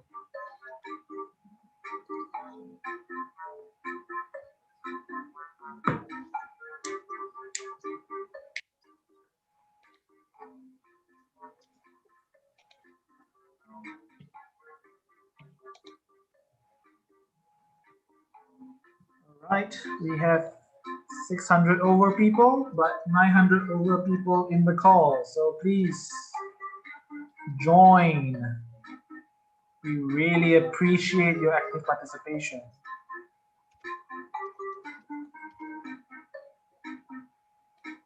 $680, we're almost 700. We have 2 more minutes. Yeah. We will wait until 3:35. Yep. And 3:35, we will start whether you're in the Kahoot or not. So quickly, we have 2 more minutes for those who have not joined. And those who just came in the call, we are starting with Kahoot. You have 2 more minutes to jump on Kahoot before we start at 3:35. Start the game, so don't leave your seats. Yeah. Sorry, my laptop not responding just now. Yeah, just a reminder, please put your actual name as the username for your Kahoot. Yes, please. We need your actual name because if we identify the winner, it's easier. If you give us your nickname, I don't think. For example, now NAGM, we would not, couldn't identify your name. Okay, for those who are watching our session through YouTube, you are also welcome to join. Yeah, but sorry that the price is also only available for those in Zoom because only those registered we have their details.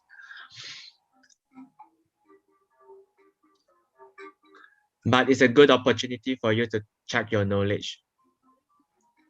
All right, we got 930, so we're about 200 people less. Can we try to achieve that in a minute or so?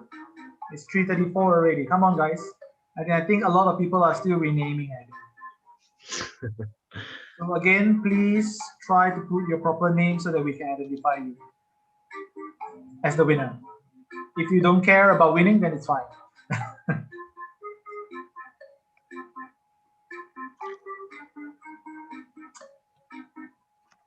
Right, it's 3:35. Let's see if we can reach 800. No.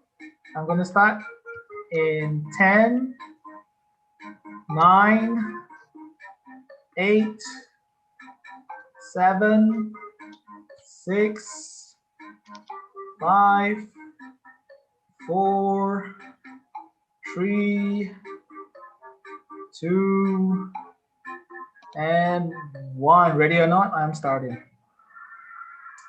So the quiz is on exploring the world of Red Cross and Red Crescent. Let's begin. First is a quiz. Who was the founder of the Red Cross?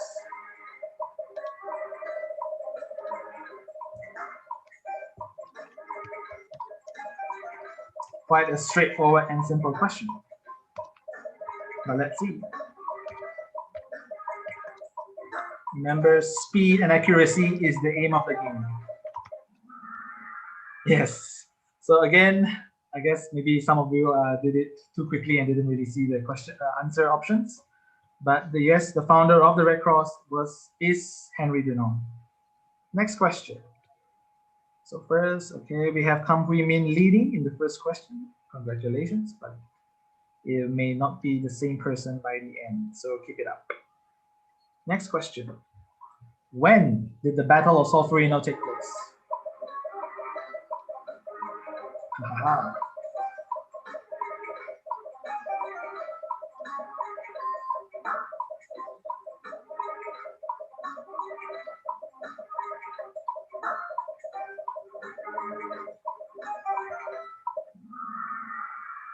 Okay, a bit tricky, right? It's the years that are changing. So it happened on the 24th of June, 1859, sorry.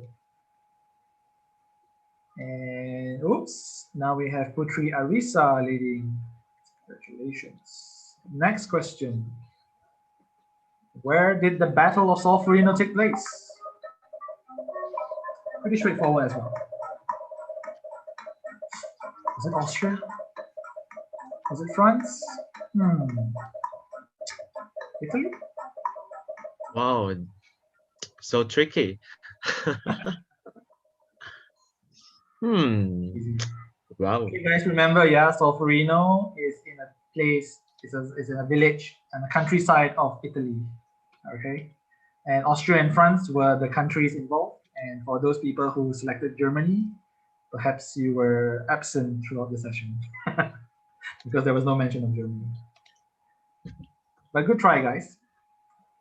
So leading now is Nosara. Let's continue the next question. Who won the Battle of Solferino? This is slightly tricky, yeah? So answer well.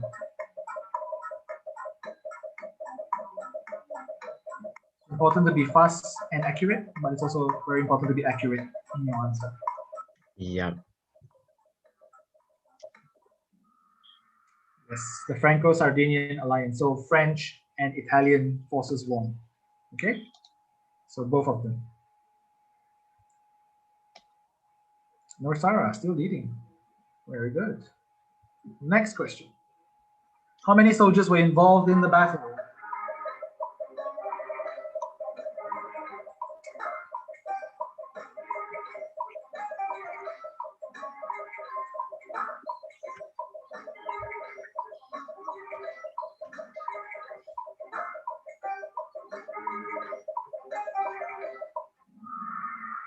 Yep, correct. So it's 300,000 soldiers who were involved in the battle on all sides.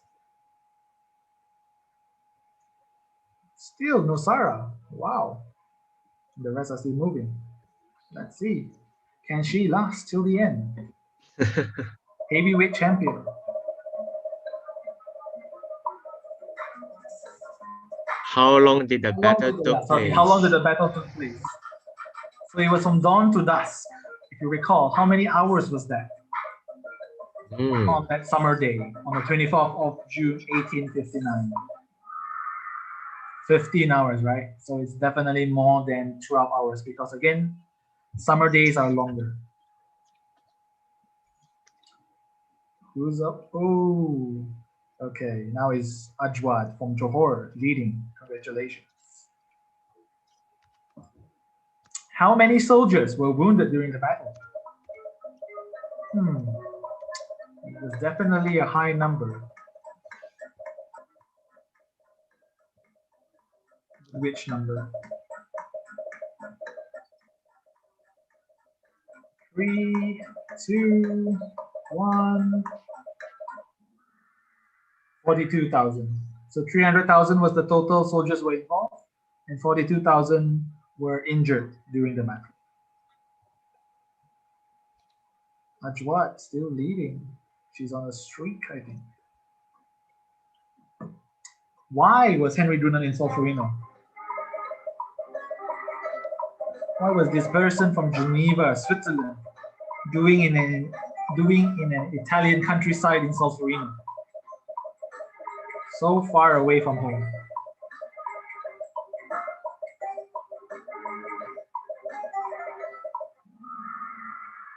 Yep, so very good.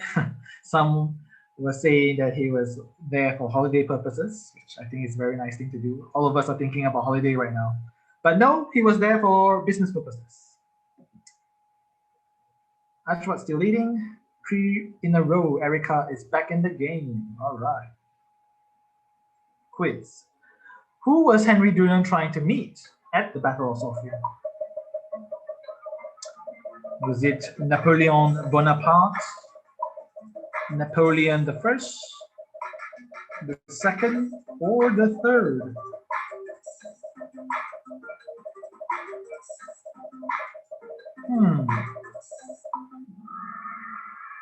Yeah, trick question as well. All of them are Napoleons, but it was Napoleon III that he was there to meet at that time.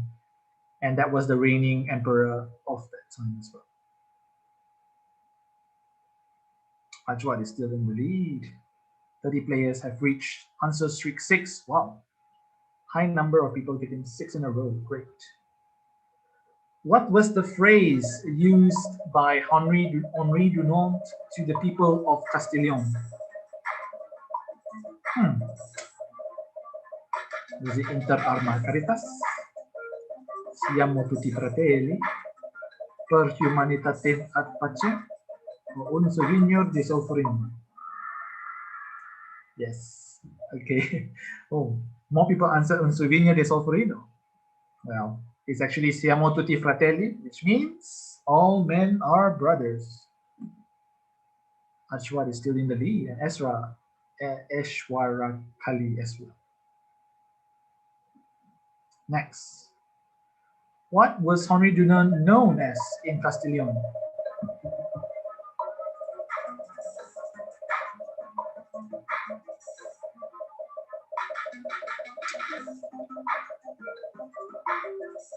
Men in Pink sounds very flashy. Yep, it's quite straightforward. Man in white. I understand some people may answer red because it is the Red Cross, but no, he was wearing white. Ash was still in the lead, very good. Izad Anwar is moving up. Up 92 places. Wow, Go Yonglok is the highest jump. Why was Henri Dunant known as the man in white?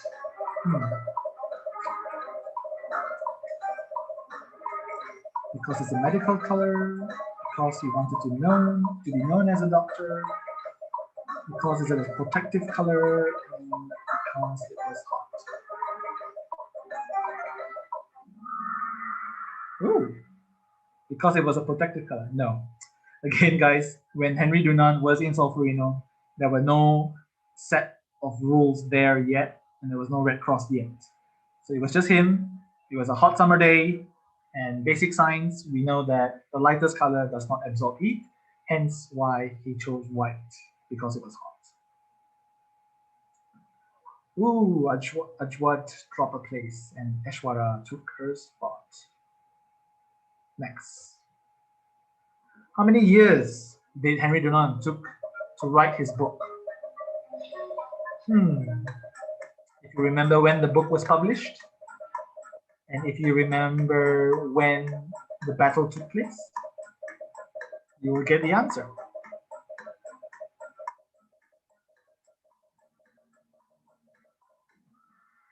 Wow, very good.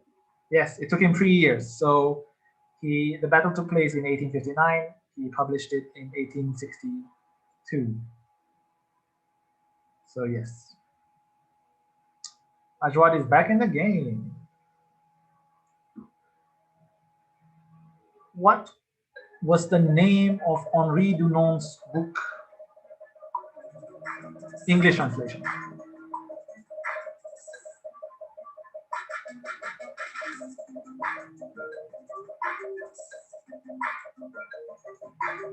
Un souvenir de Solferino. What does that mean? Yes. So you might be thrown off with the, I think, French name Un souvenir de Solferino. It's not a souvenir. It's a memory of Solferino. Trick question as well. But it did not trick Ajwad. So congrats. When was the Red Cross officially born?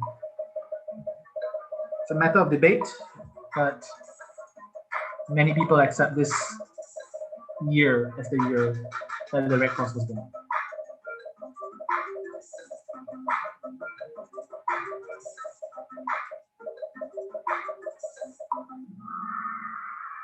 Yes, it is 1864 when it was officially signed, although some people say sort of born the year before that, but officially 1864.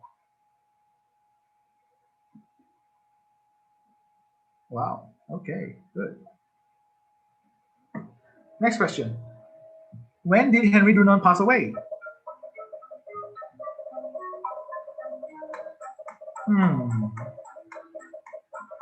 Which year?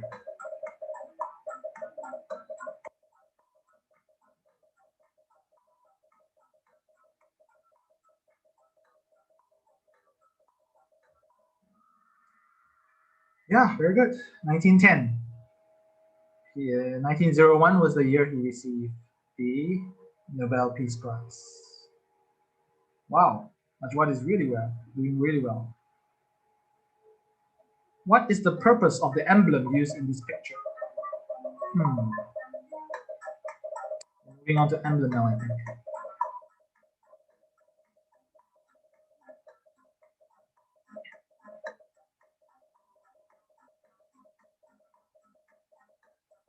Pretty straightforward. Yes, for protective use. So that was a hospital ship. Remember, emblems. This is that for a hospital ship. That would be for protective use. So next.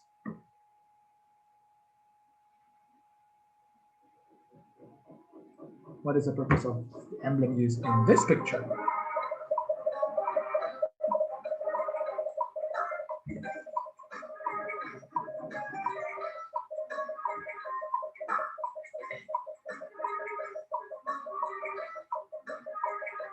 Pay attention to the picture. Yes, this is testing all of your observational skills, right? If you realized in the picture earlier, there was no emblems being displayed, so it's none of the above. Although it looks like a regular Red Cross, Red Crescent uniform, there was no emblems being displayed at that point in time. So, trick question, guys. Congratulations to those who managed to pick that up. Another question on emblem.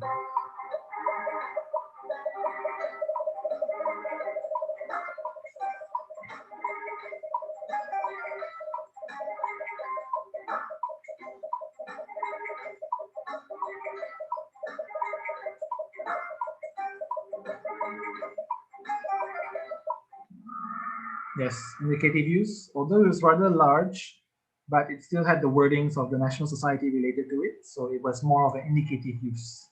And it's also in a pandemic situation. Wow, the top 5 are pretty steady now. Let's see if they'll last to the end. No one is budging.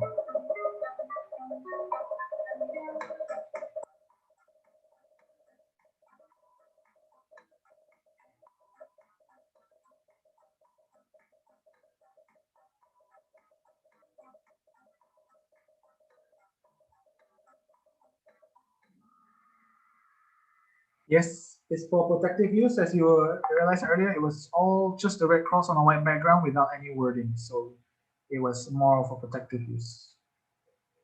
Oops, 3 people dropped. No, 2 people or 1 person. Yeah, and the others moved up. How many IFRC member national societies are there as of 2019? There was too many to count earlier, but I did show you the number.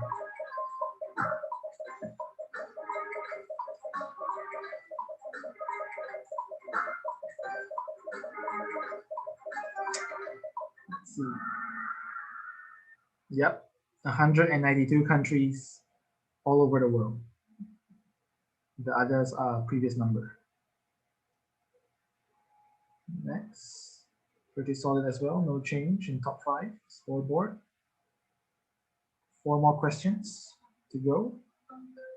How many Red Crescent national societies are there in the world?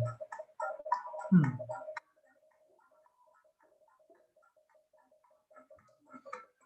you recall?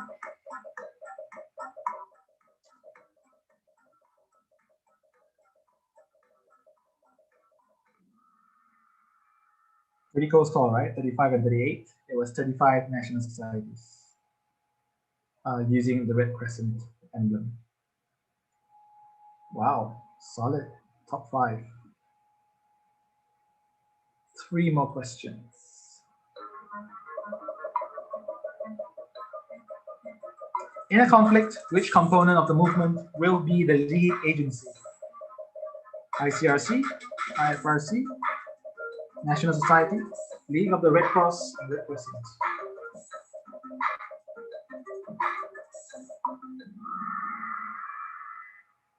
Yes, again, remember, it's a conflict.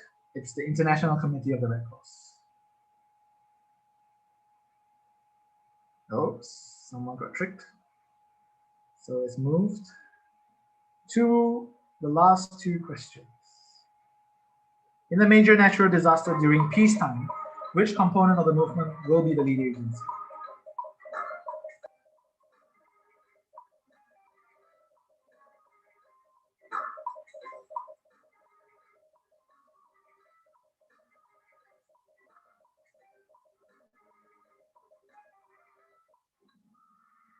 Very good. It's the IFRC indeed. Some people still answer the league. Shwakali now is up. Last question, guys, for this top 5 people to remain in your places. In a major natural disaster and during conflict, which component of the movement will be the lead agency?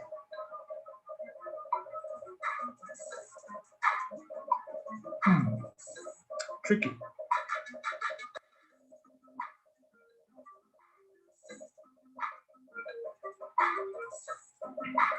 Chong, please screenshot the winners later. All right. Yes, a bit tricky, but again, conflict takes precedence because of the security situation. So ICRC has the most experience in conflicts. They will be taking charge of it as well. So, who are our final winners? Ajwad in 3rd place. Lu Ying Hui in 2nd. The first is Eswakali. Congratulations to the winners and to the runner-ups as well. I cannot see the list, sorry, I missed it. But I think we can get the list later on. Congratulations to all of you. We will be reaching out to you as well to get your contact details in order for us to mail over the prizes. Please also do reach out to us if we have not reached out to you yet, because we might be having some difficulty locating your contact details as well. So congratulations to all of you for your hard work and for your time spent with us. We'll move on to the next part, which is to, hold on, sorry. Share screen again. Chong, you need to share screen. Can you share screen? No. I'm not a host. What happened to me? Oh, I'm not co-host. Wait. Thank you, everyone. Now. Congratulations to the winners earlier again. Yes, I have it now. So moving on to our next part. We are towards the end already of our session today. Thank you so much for staying with us for so long. 2 hours. Yeah, for 2 hours. We would now like to take a photo to commemorate our gathering here today. And if I can just press the button. So please, I welcome all of you to turn on your cameras. And hopefully you're in your Red Cross or Red Crescent uniforms or t-shirts that you have. And we would like to take screenshots of the session. So please do turn on your cameras right now. We'll give you 2 minutes to do so. If you want to put on makeup or whatever, there's no time already. You had the whole session to do before that. So please turn on your cameras, and I think Chong, maybe if you can take the pictures. Yeah, I'm be taking. Wait a while. You need me to stop sharing or? You are not sharing. Are you sharing? Sharing, but I can stop sharing. Yeah, please stop sharing. Okay.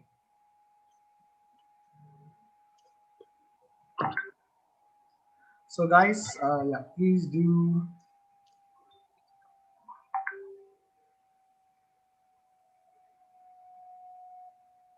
turn on your cameras, as the organizers will be taking pictures right now. Stare and smile into the camera for some time, because there are 900 people, so there is too many. We have many screens to go through. Show us your best face and pose. Hi guys, I'd like to request one thing. Please stop writing some comments in the chat because I want to share something. Yep. If you keep posting, I can't share. Right? We can disable them also, Chong. Yeah. Can you help me because my Zoom is quite laggy. Already done. You can post. Okay. Okay. Everyone. Gerald, you have stopped sharing, right? Cause Yes. Everyone, do bear with us as we are trying to take everyone's picture. Chong, let us know when they should freeze their smile. Yep. I'm trying. I think there's a. Or can we have other facies to help? Or I can also do it later. Yes, I can help if you want to take a screenshot. Yeah. Facies, just try your best to take screenshots. Okay, guys, so just smile into the camera. Maybe other facies also can take lah. Nampak ada orang disuapkan makanan. Where is CY? Yeah, I don't. It's okay. Like just take pictures. Okay. All right, ready, guys. Ready. 1, 2, 3. First page. Okay, wait. Hold Move on. to the Just second page. Just keep your 1, 2, 3. second page. You don't know which page. 38 pages. So now I'm just at the third page. 1, 2, 3. And then again. 1, 2, 3. Sorry, there's like 13 pages, 23 pages, so please. 1, 2, 3. Again. 1, 2, 3. Again. 1, 2, 3. I think so next time we just prepare our own picture. 1, 2, 3. 29 more pages. Wait. 1, 2, 3. Lucas, I don't think you need to 1, 2, 3. You just take it because we all be spacing all the way. All right. Next. Okay. On your camera, smile.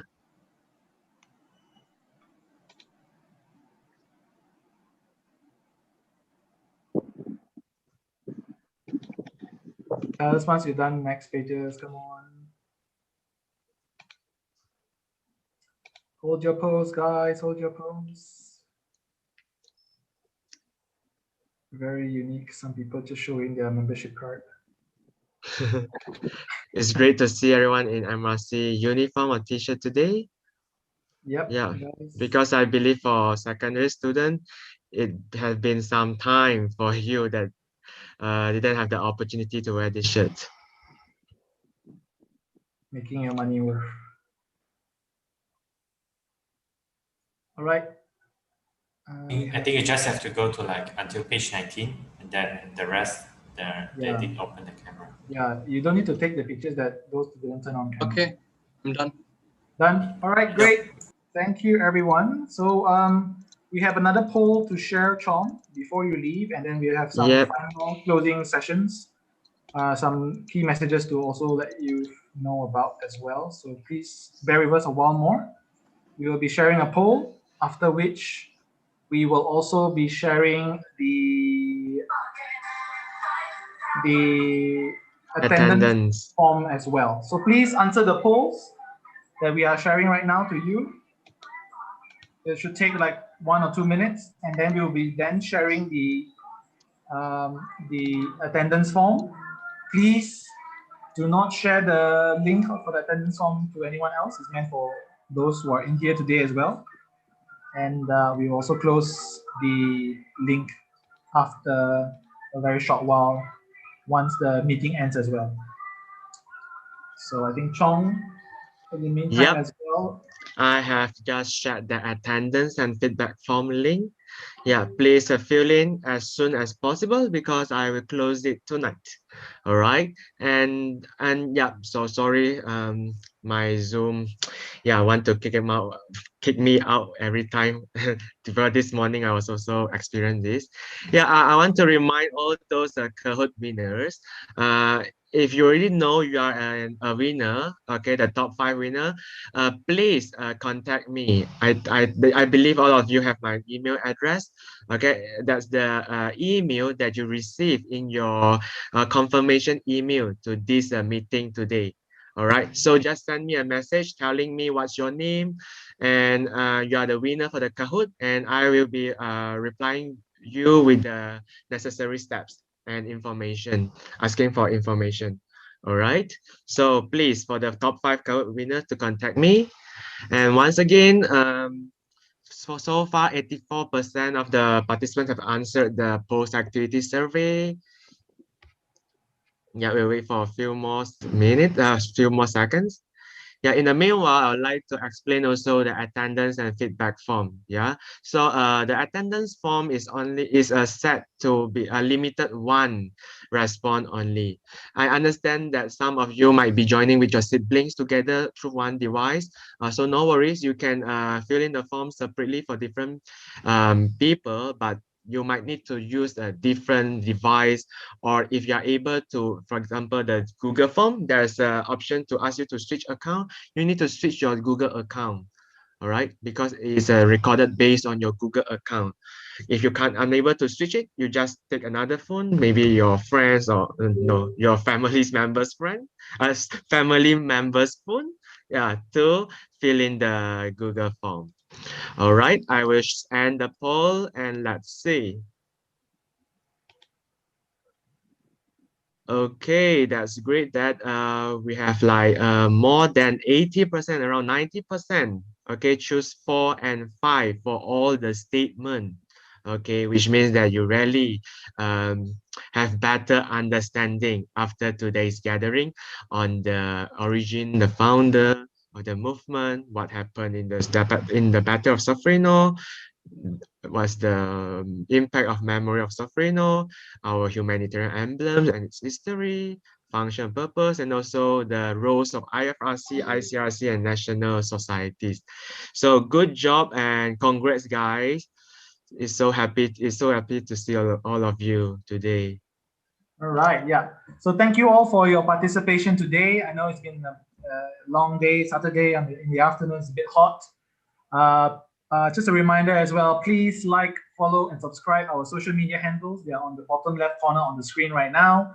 On Facebook, you can just find us on Malaysian RC, which is official. We have a blue tick for that page. On Instagram, we are at Malaysian Red Crescent, and on Twitter, we are at Malaysian RC as well.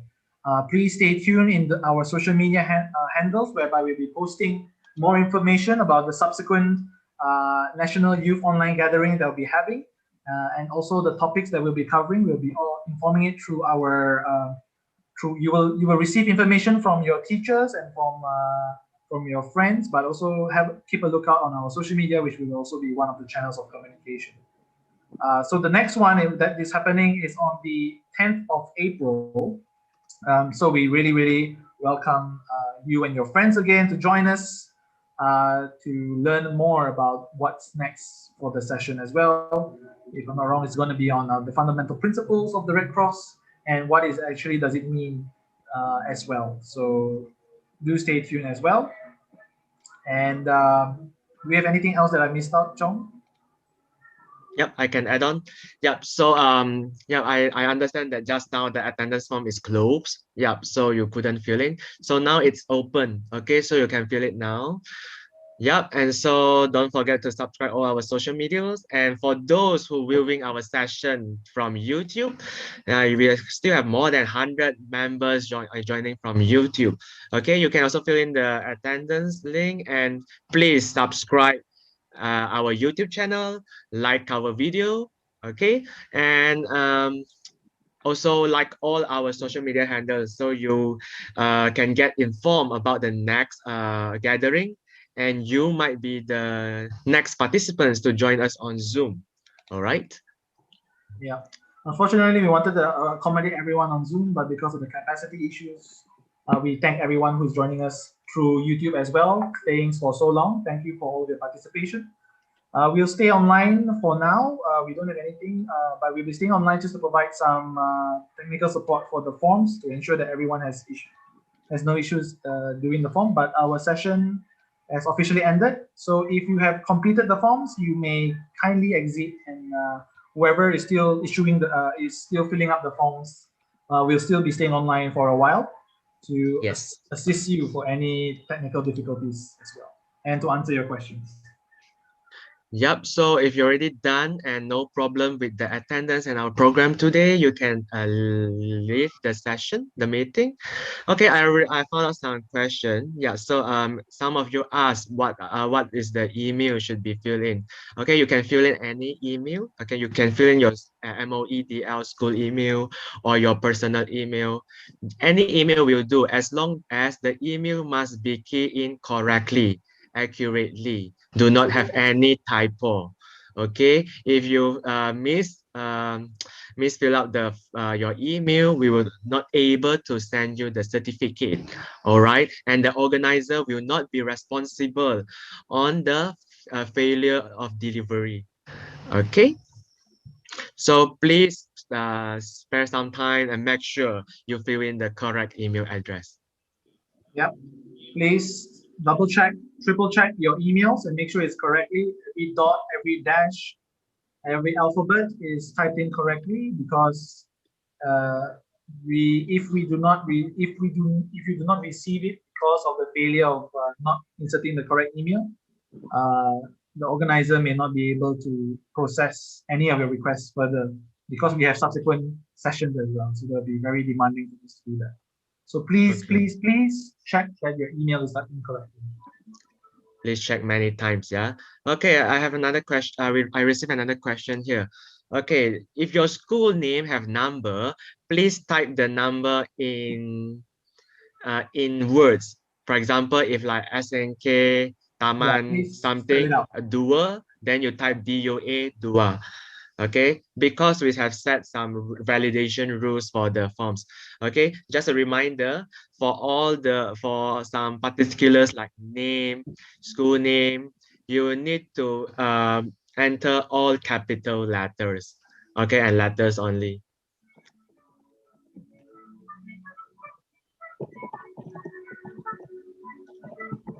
For A/P, you just put AP. We will do it for you.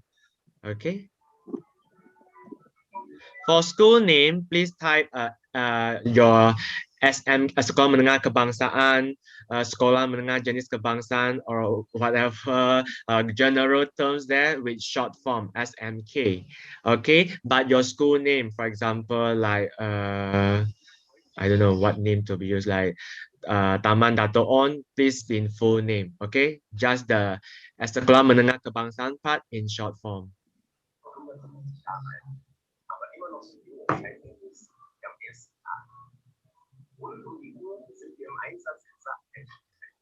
If you have any question, please continue to ask in the Google form. Sorry, to ask in the chat. Okay, the passport number is only for those who are not non-citizen. Okay, please read the Google form. Please read it, yeah. So for Malaysian, you just need to fill in the IC number and just leave the passport number field blank. All right. Let me check for the comments on YouTube. And for participants on YouTube, do you have any question? I see there's no question here in the, yep, a new question about passport number. Okay, for citizen, for Malaysian, no need to fill in passport number. Okay. Any question else?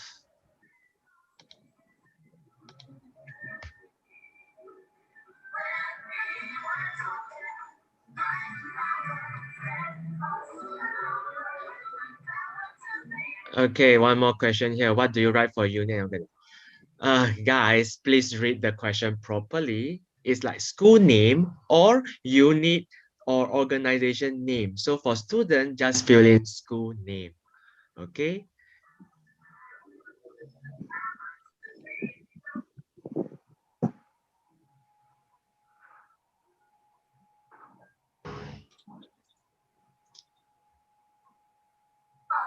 And in the latest news, the coronavirus or COVID-19 continues to be a health emergency across the world. Okay, so for name of school, unit, organization, please fill in your school name if you are a student. Only for VAD members, you fill in your unit number. I'm not sure is there any VAD members joining today. Yeah, so for students, please fill in school name. Yes, you can leave if you're already done filling up. Okay, thanks for participating today and see you on 10 April. I think, Tom, we can stop live also. Yep. Hi, participants from YouTube. If there are no more questions, I will stop the YouTube live. Okay. Yeah. Once you already fill in the form, please wait for a week, 5 working days. Okay, for us to issue the cert. Thank you, and